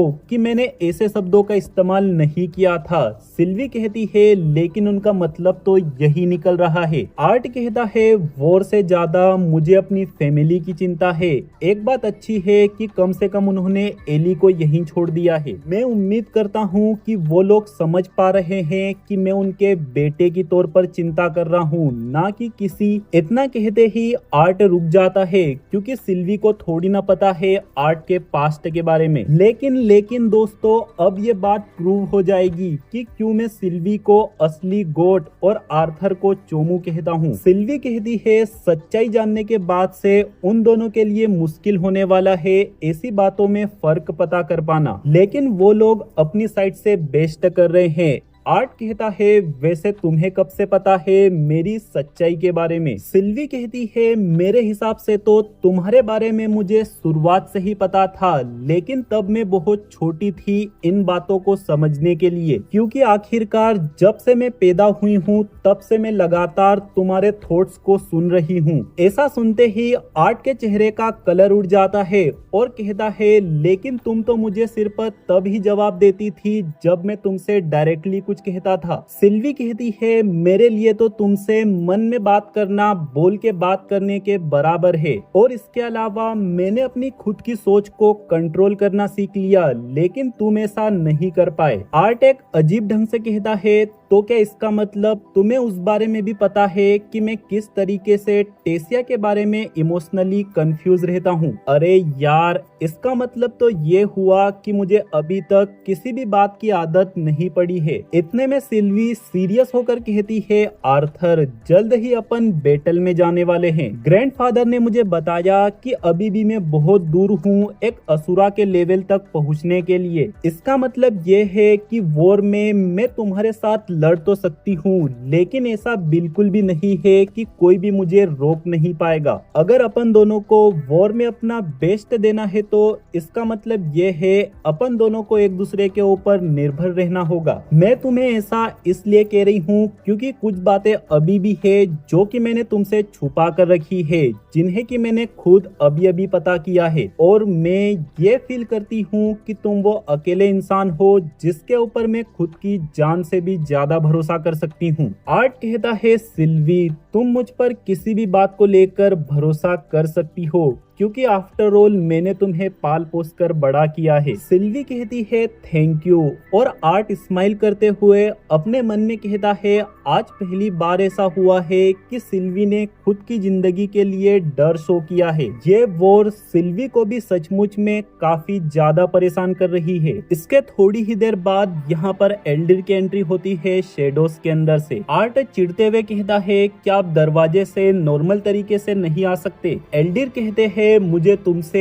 एक जरूरी बात करनी है। लॉर्ड इंड्रेथ ने कहा है कि वॉर के दौरान तुम्हारे डिसीजंस के ऊपर निर्भर रहा जाए। तुम्हारी स्पीच के बाद मैं भी ये समझ चुका हूँ कि लॉर्ड इंड्रेथ ने ऐसा क्यों कहा है। तुम्हारी जरूरत सिर्फ फाइट करने के लिए ही नहीं है, जरूरत पड़ने पर तुम्हें मेरे साथ काउंसिल में भी रहना है। आर्ट कहता है क्या आप ये कहना चाहते हैं काउंसिल के बड़े बड़े डिसीजंस आप 16 साल के बच्चे के ऊपर छोड़ रहे हैं। एल्डर कहते हैं भले ही तुम एक लेसर हो लेकिन तुम कोई आम बच्चे नहीं हो, इसीलिए तुम्हारी जरूरत है। और हाँ, काउंसिल के फालतू लोगों की बातों के चलते मैं तुम्हारी एबिलिटीज को वेस्ट नहीं करना चाहता। मैंने तुम्हारे बारे में कुछ और भी सोच के रखा है। आर्ट कहता है वैसे आप क्या करने वाले हो। आपके लिए तो ये बात फ्रस्ट्रेटिंग होगी, इतना ज्यादा पावरफुल होने के बाद भी आपके ऊपर रोके लगी पड़ी है। एल्डर कहते हैं मेरा टाइम बाद में आएगा, ये लड़ाई एक नए दौर की शुरुआत है। अगर डिकेथिन इस लड़ाई को जीत जाता है तो ऐसे में नया कॉन्टिनेंट भी हमारे अंडर में आ जाएगा। एल्डर की बात सुनकर आर्ट कुछ फील करता है और कहता है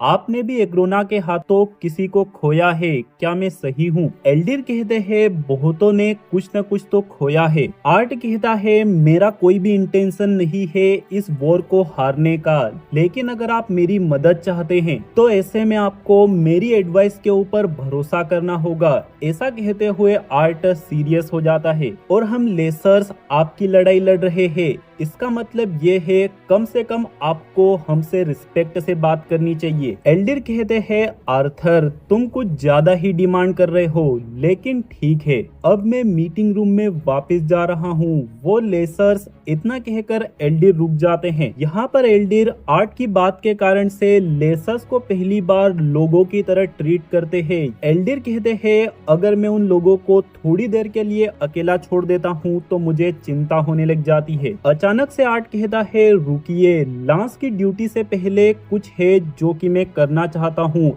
एल्डिर कहते हैं क्या काम है? एल्डिर के ऐसा पूछते ही अगले सीन में अपन आर्ट को एक कैंप में देखते हैं जहां पर कुछ सोल्जर्स आपस में प्रैक्टिस कर रहे हैं। आर्ट किसी कारण से इस जगह पर खुफिया तरीके से घूम रहा है, लेकिन एक बंदे की नजर आर्ट के ऊपर पड़ जाती है। आर्ट सिल्वी से कहता है मुझे नहीं लगता कि ऐसे में कोई मुझे पहचान सकता है। आर्ट आगे बढ़ रहा होता है तभी उसकी नजर इन दोनों सोल्जर्स पे पड़ती है जो कि डुवल कर रहे हैं। आर्ट और सिल्वी देखते हैं कि ये बंदा एक हाफ एल्फ है और दोस्तों ये देखकर मुझे कमीने ल्यूकस की याद आ गई, रेस्ट इन हेल। आर्ट आगे बढ़ता है और इस वाली टीम के कैप्टन के टेंट के पास चला जाता है। ये गार्ड बंदा आर्ट से पूछता है कौन हो तुम और यहाँ पर क्यों आए हो? आर्ट इस बंदे को लांस का बेच दिखाता है। आर्ट कहता है एकदम चुप रहना, किसी को भी पता नहीं चलना चाहिए कि मैं यहाँ पर हूँ, नहीं तो भीड़ जमा हो जाएगी। इसी के साथ जैसे ही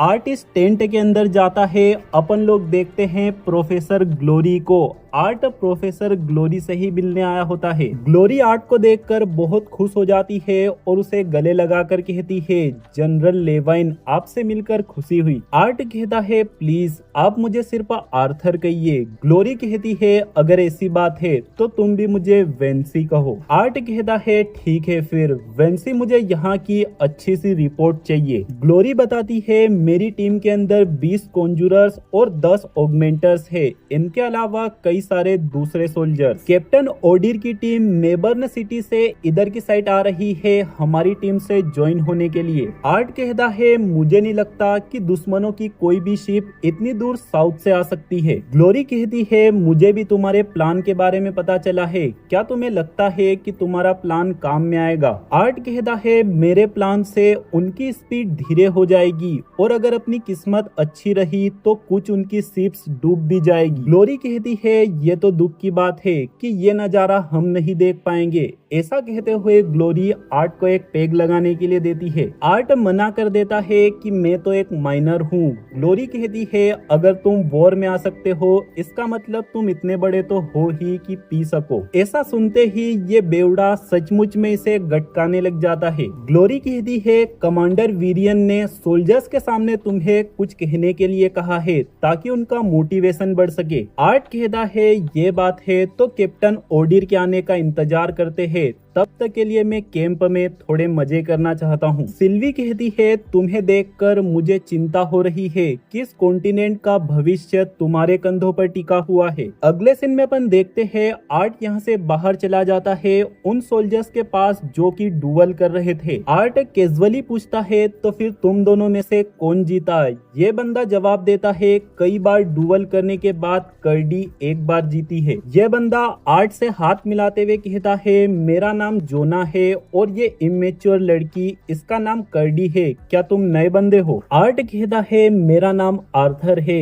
जोना कहता है वेल आर्थर ऐसा लगता है आज के दिन अपन काफी सारी फाइट्स को एंजॉय करने वाले हैं। इतने में ही यहाँ पर कुछ और बंदे आते हैं जो कि कर्डी की तारीफ करते हैं आज के मैच के लिए और चले जाते हैं। जोना कर्डी से कहता है तुम जो एक्स्ट्रा ट्रेनिंग और मेहनत कर रही हो ये उसी का रिजल्ट है। कर्डी कहती है थैंक्स। जोना कहता है क्या तुम ब्लश कर रही हो? कर्डी कहती है हाँ क्योंकि बहुत ज्यादा गर्मी लग रही है। इन दोनों को देखकर सिल्वी आर्ट से कहती है ये दोनों बंदे तो एक दूसरे के काफी क्लोज हैं। इतने में ही अचानक से यहाँ पर एक बंदा आ जाता है जो कि बिना किसी बात के आर्ट को उंगली करने लग जाता है। कर्डी चिल्लाकर कहती है हेरिक, नए बंदों को परेशान करना बंद कर दो, अगर तुम में हिम्मत है तो खुद के जैसों से लड़कर दिखाओ। आर्ट खड़े होते हुए कहता है कोई दिक्कत नहीं है, ये तो सिर्फ मजे की बात है ना। हेरिक कहता है हाँ, मैं तो सिर्फ नए बंदों को कुछ सिखाने की कोशिश करता हूँ। आर्ट इस बंदे से हाथ मिलाता है और ये दोनों बंदे एक दूसरे से इंट्रोडक्शन करते हैं, लेकिन अचानक से हेरिक आर्ट का हाथ खींचकर उसके ऊपर हमला कर देता है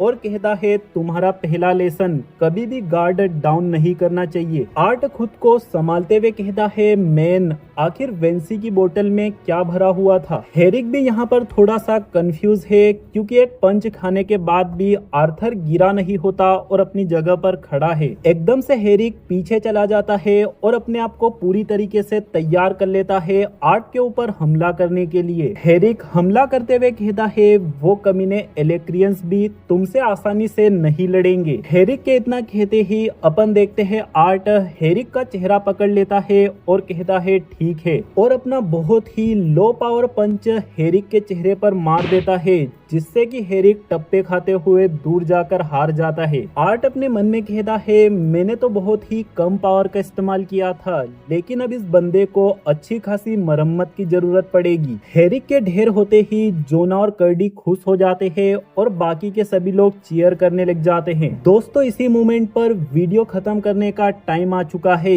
लेकिन एक जरूरी बात, कल के दिन मेरा लास्ट पेपर है, इसी कारण से परसों के दिन से धमाकेदार नॉन स्टॉप लगातार वीडियोस आना शुरू हो जाएंगे। और अभी तक अपन लोगों ने जितना भी सीरीज के अंदर देखा है उसे एक साइड पर रख दो और जो आने वाला है उसे एक साइड पर रख दो। लिटरली दोस्तों आने वाले चैप्टर्स एकदम तबाही होने वाले हैं। देखते हैं आगे अपन लोगों को क्या दिखाया जाता है, इसीलिए सारे भाई लोग चैनल को सब्सक्राइब करके बेल आइकन को ऑल पे सिलेक्ट कर देना। मिलते हैं परसों के दिन, बाय बाय।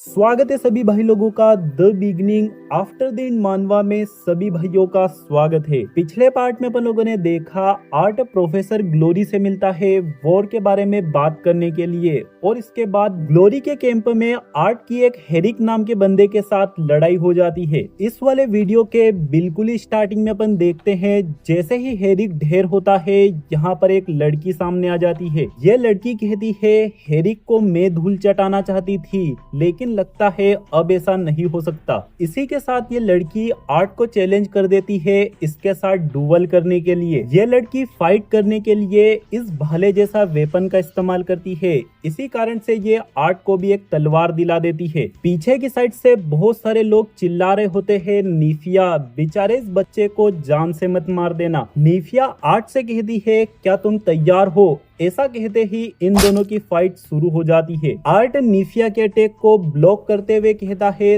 तुम तो कुछ ज्यादा ही उतावली हो मुझसे लड़ने के लिए। नीफिया कहती है मैं देख पा रही हूँ तुम कोई नौसिखिए बंदे बिल्कुल नहीं हो। आर्ट अपने मन में कहता है इस लड़की का माना कंट्रोल हेरिक के कंपैरिजन में एक अलग ही लेवल पर है, लेकिन इसके अंदर कमी है एक्सपीरियंस की। ऐसा कहते हुए आर्ट नीफिया को लो किक मारकर नीचे गिरा देता है, लेकिन अपन देखते हैं नीफिया नीचे गिरती ही नहीं और अपने आप को हवा में ही संभाल लेती है। नीफिया कहती है सभी लोग पीछे हट जाओ, मैं यहाँ पर एक केज अरीना बना रही हूँ। ऐसा सुनकर आर्ट कहता है ये तो एक फ्रेंडली मैच है, कोई डेथ मैच थोड़ी ना है ना। नीफिया कहती है नहीं, ये लड़ाई आने वाली वॉर के लिए एक वार्म अप मैच है, इसीलिए वॉर के अंदर कोई भी किसी भी चीज से बंधा नहीं होता। ऐसा कहते हुए नीफिया यहाँ पर एक बड़ा केज तैयार कर लेती है। आर्ट मन में कहता है और वॉर के अंदर भला कब से केज होने लग गए। आर्ट थोड़ा सा सीरियस होकर अपनी फाइट को शुरू कर देता है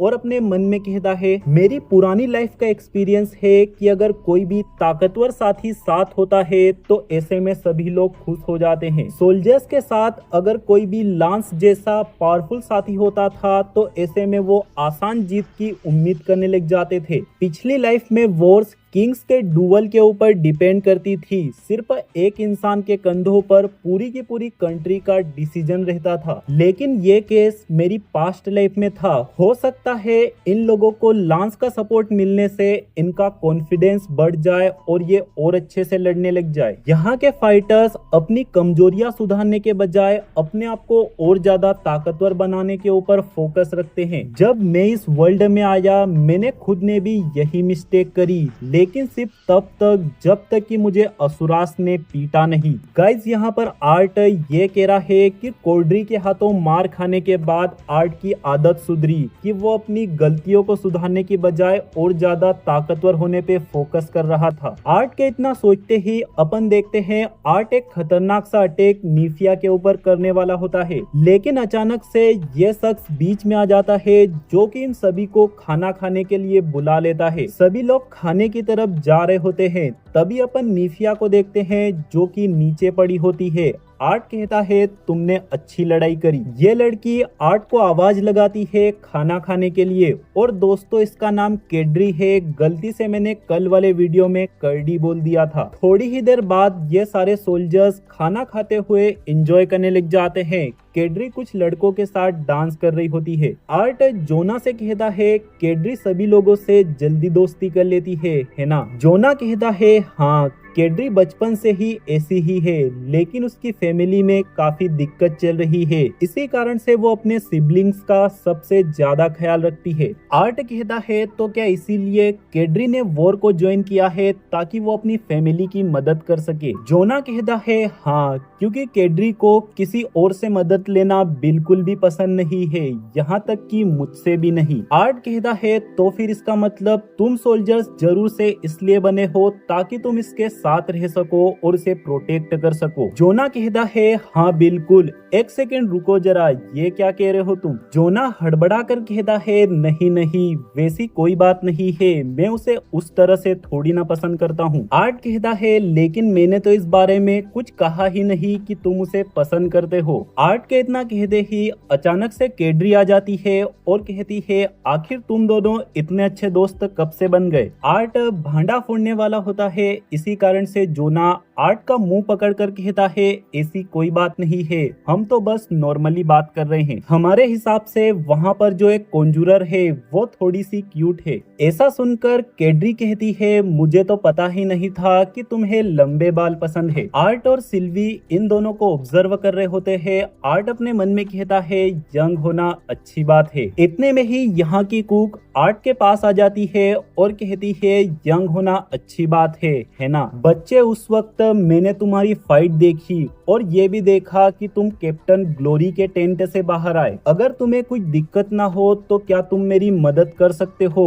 इन हड्डियों को ढीला करने में? ये जो कुक है इसकी बात पीछे के सोल्जर्स भी सुन लेते हैं जो कि बात कर रहे होते हैं क्या ये बंदा सचमुच में नया है? आर्ट कहता है मुझे कोई दिक्कत नहीं है, लेकिन क्या मैं जान सकता हूँ आप कौन है जिन्हें कि मैंने गुस्सा दिला दिया है? शेफ कहती है इसमें गुस्से जैसी कोई बात नहीं है, मैं तो बस क्यूरियस हूँ और तुम मुझे शेफ एस्टेरा कह सकते हो। मैं एक सिंपल सी शेफ हूँ। और दोस्तों आर्ट देख पा रहा होता है कि ये शेफ सिंपल तो कहीं से कहीं तक नहीं है। इसी के साथ ये दोनों एक दूसरे के सामने खड़े हो जाते हैं लड़ाई करने के लिए। एस्टेरा कहती है आर्थर चलो एक अच्छा सा शो करते हैं ताकि इन सोल्जर्स को देखने में अच्छा लगे। ऐसा कहते हुए एस्टेरा बहुत ही ज्यादा तेजी से आर्ट के ऊपर हमला कर देती है जिससे कि आर्ट भी चौंक जाता है। एस्टेरा स्माइल करते हुए कहती है मेरा अंदाजा सही था, तुम कोई भी एवरेज बच्चे नहीं हो। ऐसा कहते हुए एस्टेरा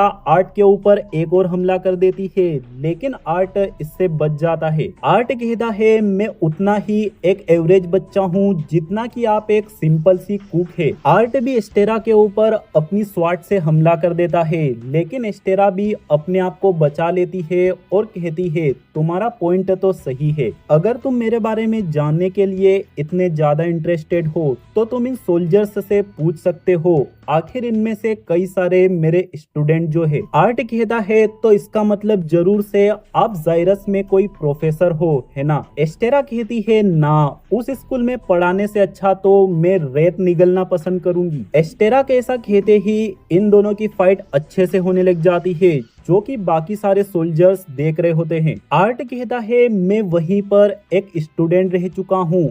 एस्टेरा कहती है तो फिर तुम जरूर से जानते होंगे वहाँ के बच्चे कितने घमंडी है। आर्ट कहता है हाँ, इस बात के ऊपर तो मैं भी आर्ग्यू नहीं कर सकता। एस्टेरा कहती है एल्फ्स किंगडम के खिलाफ वॉर के बाद से मैं लांसलर एकेडमी में पढ़ा रही हूँ। आर्ट सरप्राइज होकर कहता है वो लेजेंडरी स्कूल जो कि सिर्फ सबसे बेस्ट सोल्जर्स के लिए है। एस्टेरा कहती है हाँ बिल्कुल, लेकिन इस वॉर से पहले उन लोगों की इतनी ज्यादा जरूरत नहीं पड़ती थी। आर्ट कहता है इस वॉर की वजह से जरूर से लांसलर एकेडमी में भी कई सारे बच्चे आए होंगे, तो आप उनको पढ़ाने की बजाय यहाँ पर शेफ की तरह क्या कर रही है। एस्टेरा कहती है वो एक लंबी स्टोरी है, इसीलिए मैं अभी नहीं बता सकती। और अब मेरे ख्याल से आर्थर तुम्हें होल्ड बैक करना बंद कर देना चाहिए। आर्ट कहता है इतने बढ़िया डुअल के अंदर हायर मैजिक का इस्तेमाल करना अच्छी बात नहीं है, क्योंकि अपन दोनों एक दूसरे को जान रहे हैं।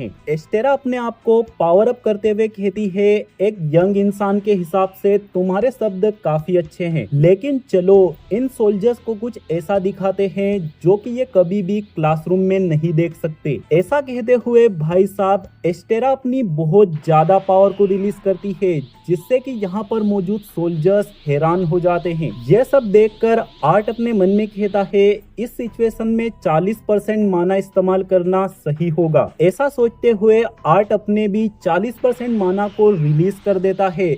एस्टेरा कहती है तुम्हारे जैसा टैलेंटेड शख्स यहाँ पर क्या कर रहा है, और आखिरकार तुम स्वाट के साथ इतने ज्यादा स्किलफुल हो तो फिर तुम्हें जायरस एकेडमी जाने की क्या जरूरत पड़ गई। ऐसा कहते हुए एस्टेरा आर्ट के ऊपर एक तगड़ा हमला कर देती है, लेकिन आर्ट इस अटैक को ब्लॉक कर लेता है। आर्ट कहता है क्योंकि तलवारबाजी को तो मैं खुद से मैनेज कर सकता हूँ, मुझे अपने मैजिक को सुधारने की जरूरत थी। इतने में ही एस्टेरा तेजी से पीछे चली जाती है। आर्ट अपने मन में कहता है ये बहुत ही स्किलफुल फाइटर है। इधर जोना केड्री से कहता है मैंने ये कभी नहीं सोचा था कि मैं मैडम एस्टेरा को ऐसे देख पाऊंगा। केड्री कहती है हाँ, ऐसा लग रहा है जैसे कि मैडम एस्टेरा अपनी जान बचाने के लिए लड़ रही है, और वहीं पर आर्थर को देखकर ऐसा लग रहा है जैसे कि आर्थर अपनी छोटी सी एनर्जी को ही यूज कर रहा है। आर्ट अपने मन में कहता है इनके मूव्स बहुत ही कैलकुलेटेड है, अब ये आगे बढ़कर हमला करेंगी। इतने में ही आर्ट चौंक जाता है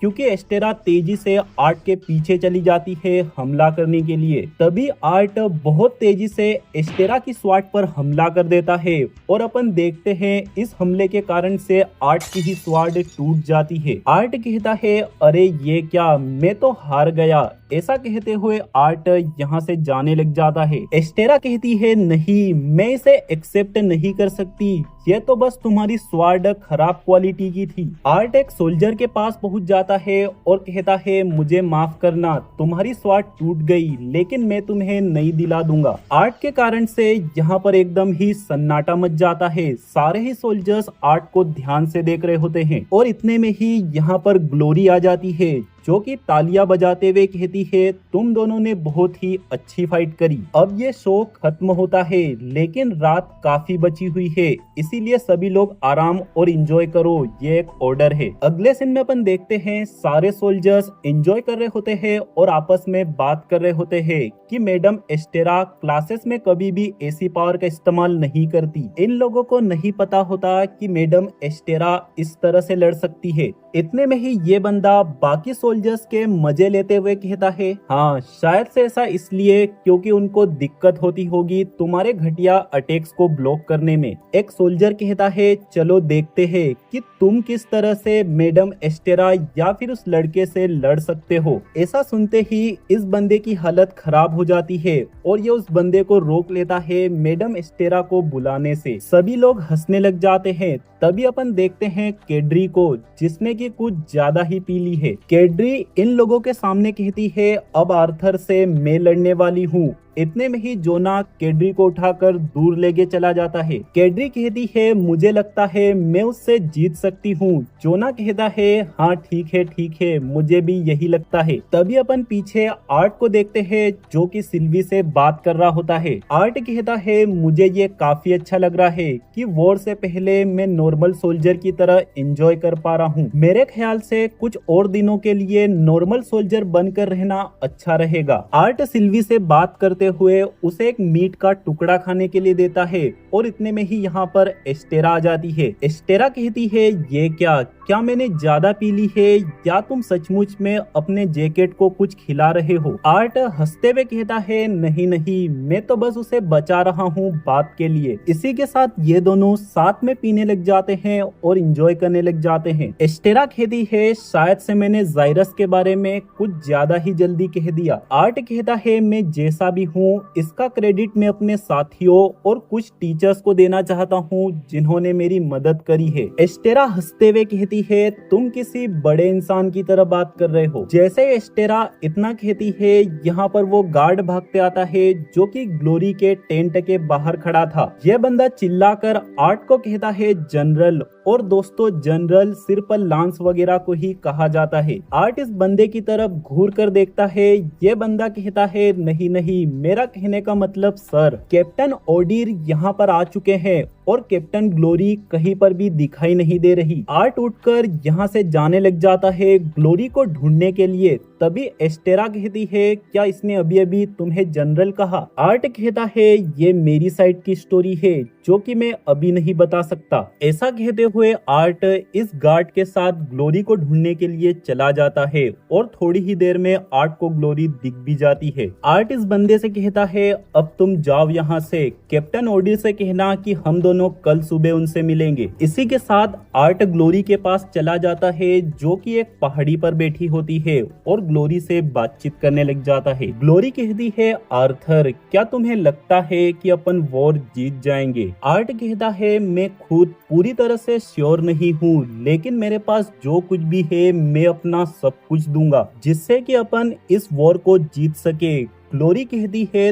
तुम मुझसे आधी उम्र के हो लेकिन फिर भी तुम्हारे शब्दों को सुनकर बहुत ही कंफर्ट मिलता है। आर्ट कहता है मैंने कई सारे लोगों को निराश किया है और अब मैं ये चाहता हूँ कि ऐसा दोबारा ना हो। ग्लोरी कहती है क्या तुम उस बारे में कह रहे हो जो कि जायरस के साथ हुआ था? तुम जायरस की बात अब क्यों कर रहे हो? आर्ट कहता है टेसिया को उस बारे में ज्यादा कुछ याद ही नहीं है और कर्टिस कैथलीन ऐसा एक्ट करते हैं जैसा कि कुछ हुआ ही नहीं है, जैसे कि वो लोग इस बात को एक्सेप्ट ही नहीं करना चाहते कि उस दौरान क्या हुआ था। ग्लोरी कहती है आर्थर जो हुआ सो हो गया, उसके बारे में अब बात करके कोई फायदा नहीं है। आर्ट कहता है वेंसी मैं कुछ जानना चाहता हूँ, काफी पहले से मैं ये पूछना चाहता था लेकिन मैं नहीं पूछ पाया। डीसी कमेटी के अंदर डोड्रिया की जान सबसे पहली गई थी और थियोडोर भी काफी ज्यादा जख्मी हो गया था, इसी कारण से वो भी नहीं बच पाया। जब मैं वहां पहुंचा मैंने देखा, मैं जानना चाहता हूँ फेरित और क्लेयर वो दोनों कैसे हैं? क्या वो लोग सेफ है या फिर वो दोनों भी नहीं बच पाए? ग्लोरी कहती है फेरित काफी ज्यादा जख्मी हो गया था लेकिन उसे सेफली उसके घर पर पहुंचा दिया गया। इसके बाद क्लेयर की फैमिली बहुत ही सीक्रेटिव है, इसीलिए मुझे सिर्फ इतना पता है कि वो जिंदा है। उसकी कंडीशन कैसी है इस बारे में मैं कुछ नहीं जानती। आर्ट कहता है ठीक है कम से कम वो जिंदा है। इसके बाद ग्लोरी सीरियस हो जाती है और बताती है वो काई था जो कि ड्रेन्यू और व्रिट्रा के साथ छुपकर काम कर रहा था लेकिन वो भी एलिजा के साथ ही गायब हो चुका है। ऐसा सुनते ही आर्ट काफी गुस्से में आ जाता है। आर्ट खुद से कहता है जो कुछ भी हुआ इसे जानने के बाद मुझे एक साफ इमेज मिल चुकी है। अक्सर मुझे एहसास होता है कि मैं अपनी पास्ट लाइफ की काफी चीजें भूलते जा रहा हूँ जिस कारण से मैं नया इंसान बनते जा रहा हूँ, लेकिन अब मैं ये चाहता हूँ कि मैं वापस पहले की तरह बन जाऊँ, ऐसा कठोर इंसान जिसने कि अपने सारे इमोशंस को दबा दिया हो, जिससे कि कोई भी मेरा इस्तेमाल ना कर पाए। जितने भी लोगों को मैं जानता हूँ, भले ही मैं उनसे आज मिला हूँ, न जाने कितने लोग मर सकते हैं, मैं उन्हें बचा नहीं सकता। इतने में ही ग्लोरी कहती है तुम सभी लोगों को नहीं बचा सकते, लेकिन फिर भी तुमने एक डिफरेंस क्रिएट किया है ना? तुम इस बात को जानते हो। मैंने जाइरस में बस कुछ सालों तक ही पढ़ाया है, लेकिन मैं ये जानती हूँ वहाँ के लोग स्ट्रॉन्ग है, जो कि अपने आप को संभाल रहे हैं। आर्थर, अगर तुम नहीं होते तो वहाँ पर कुछ बचता ही नहीं संभालने के लिए। तुमने स्कूल को बचाया है, तुमने इतना बड़ा काम किया है जितना कि मैंने भी नहीं किया। आर्ट कहता है वेंसी, ये बात सच नहीं है।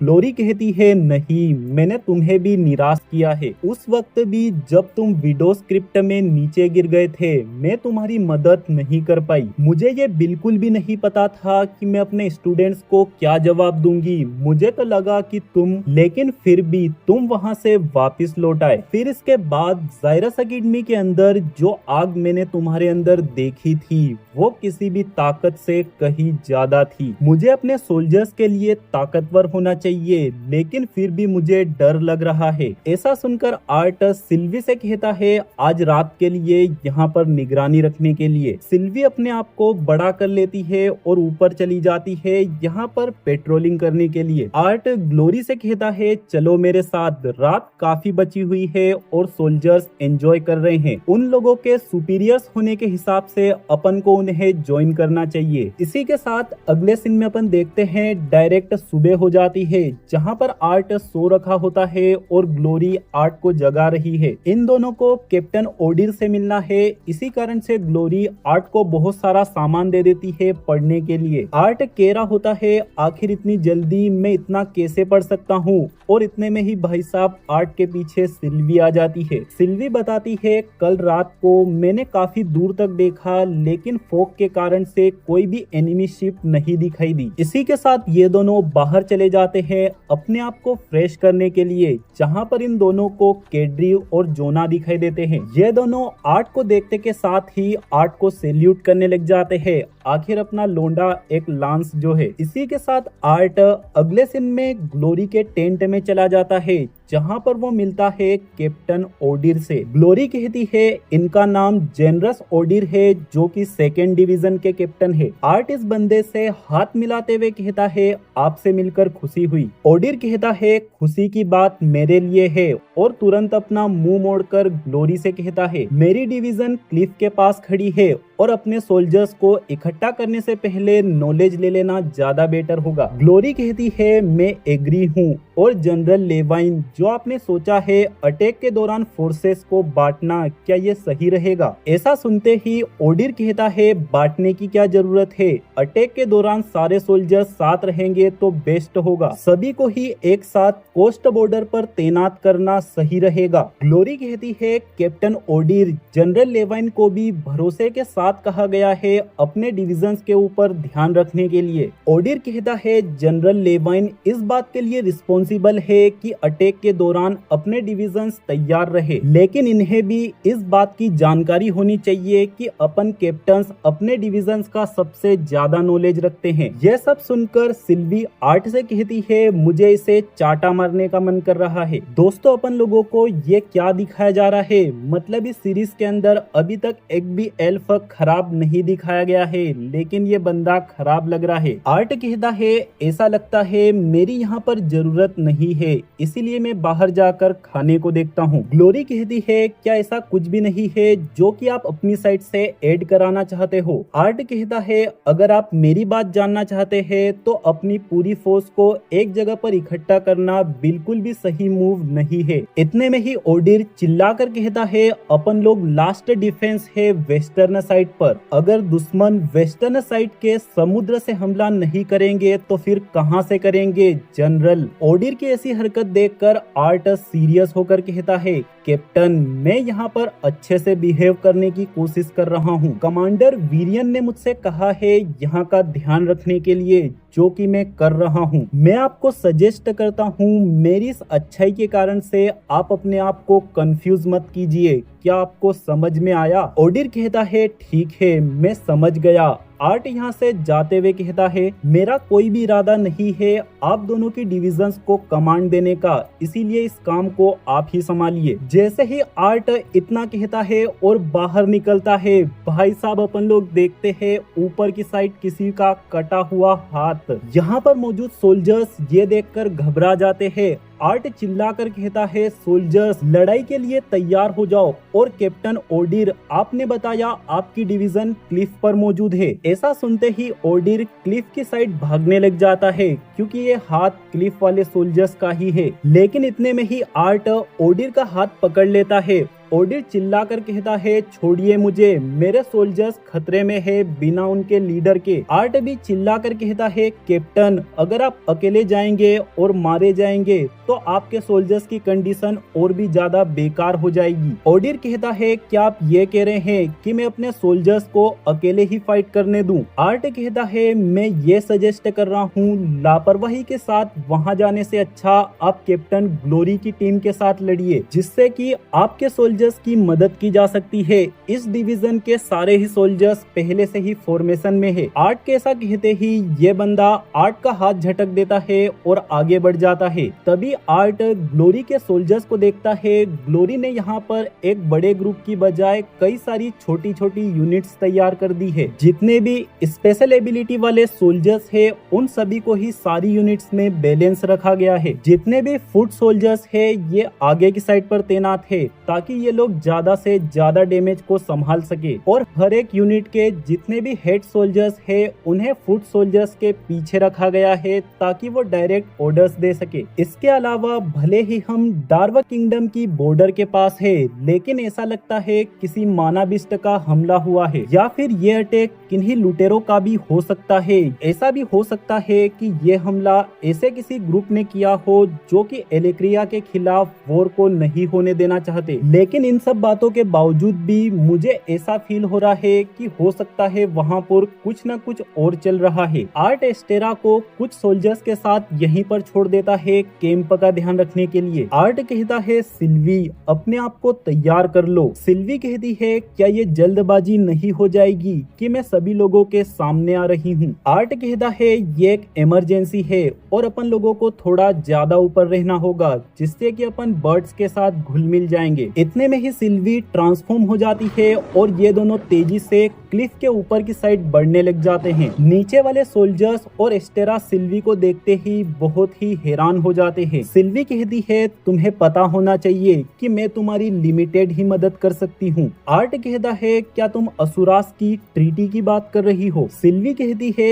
इसके अलावा एक और बात है, ग्रैंडफादर ने मेरी अवेकनिंग के लिए जो प्रोसेस शुरू की है, इसी कारण से जब तक मेरी एथस की पावर अवेकन नहीं हो जाती मैं तुम्हारी एक लिमिट में रहकर ही मदद कर सकती हूँ। मुझे माफ करना कि इस बारे में पहले मैंने तुम्हें नहीं बताया। आर्ट कहता है नहीं कोई बात नहीं है, मैं तुम्हारी सिचुएशन को समझता हूँ। इसी के साथ दोस्तों जैसे ही आर्ट इतना कहता है और फाइट के ऊपर पहुंचता है, भाई साहब आर्ट अपने नीचे का नजारा देखता है। बहुत ही भयंकर तरीके से एलेक्रियन सेना इन लोगों के सोल्जर्स को मार रही होती है। आर्ट को जो सरप्राइज यहाँ पर मिला होता है ये देखकर आर्ट के मन में सिर्फ एक ही ख्याल आता है कि इन लोगों से बहुत ही गंभीर मिसकैलकुलेशन हुई है। मतलब इन लोगों ने गलत अंदाजा लगाया और अब दुश्मन यहाँ पर आ चुके हैं और गंदी तरीके से बैंड बजा रहे हैं। दोस्तों फाइनली उस मोमेंट की शुरुआत हो चुकी है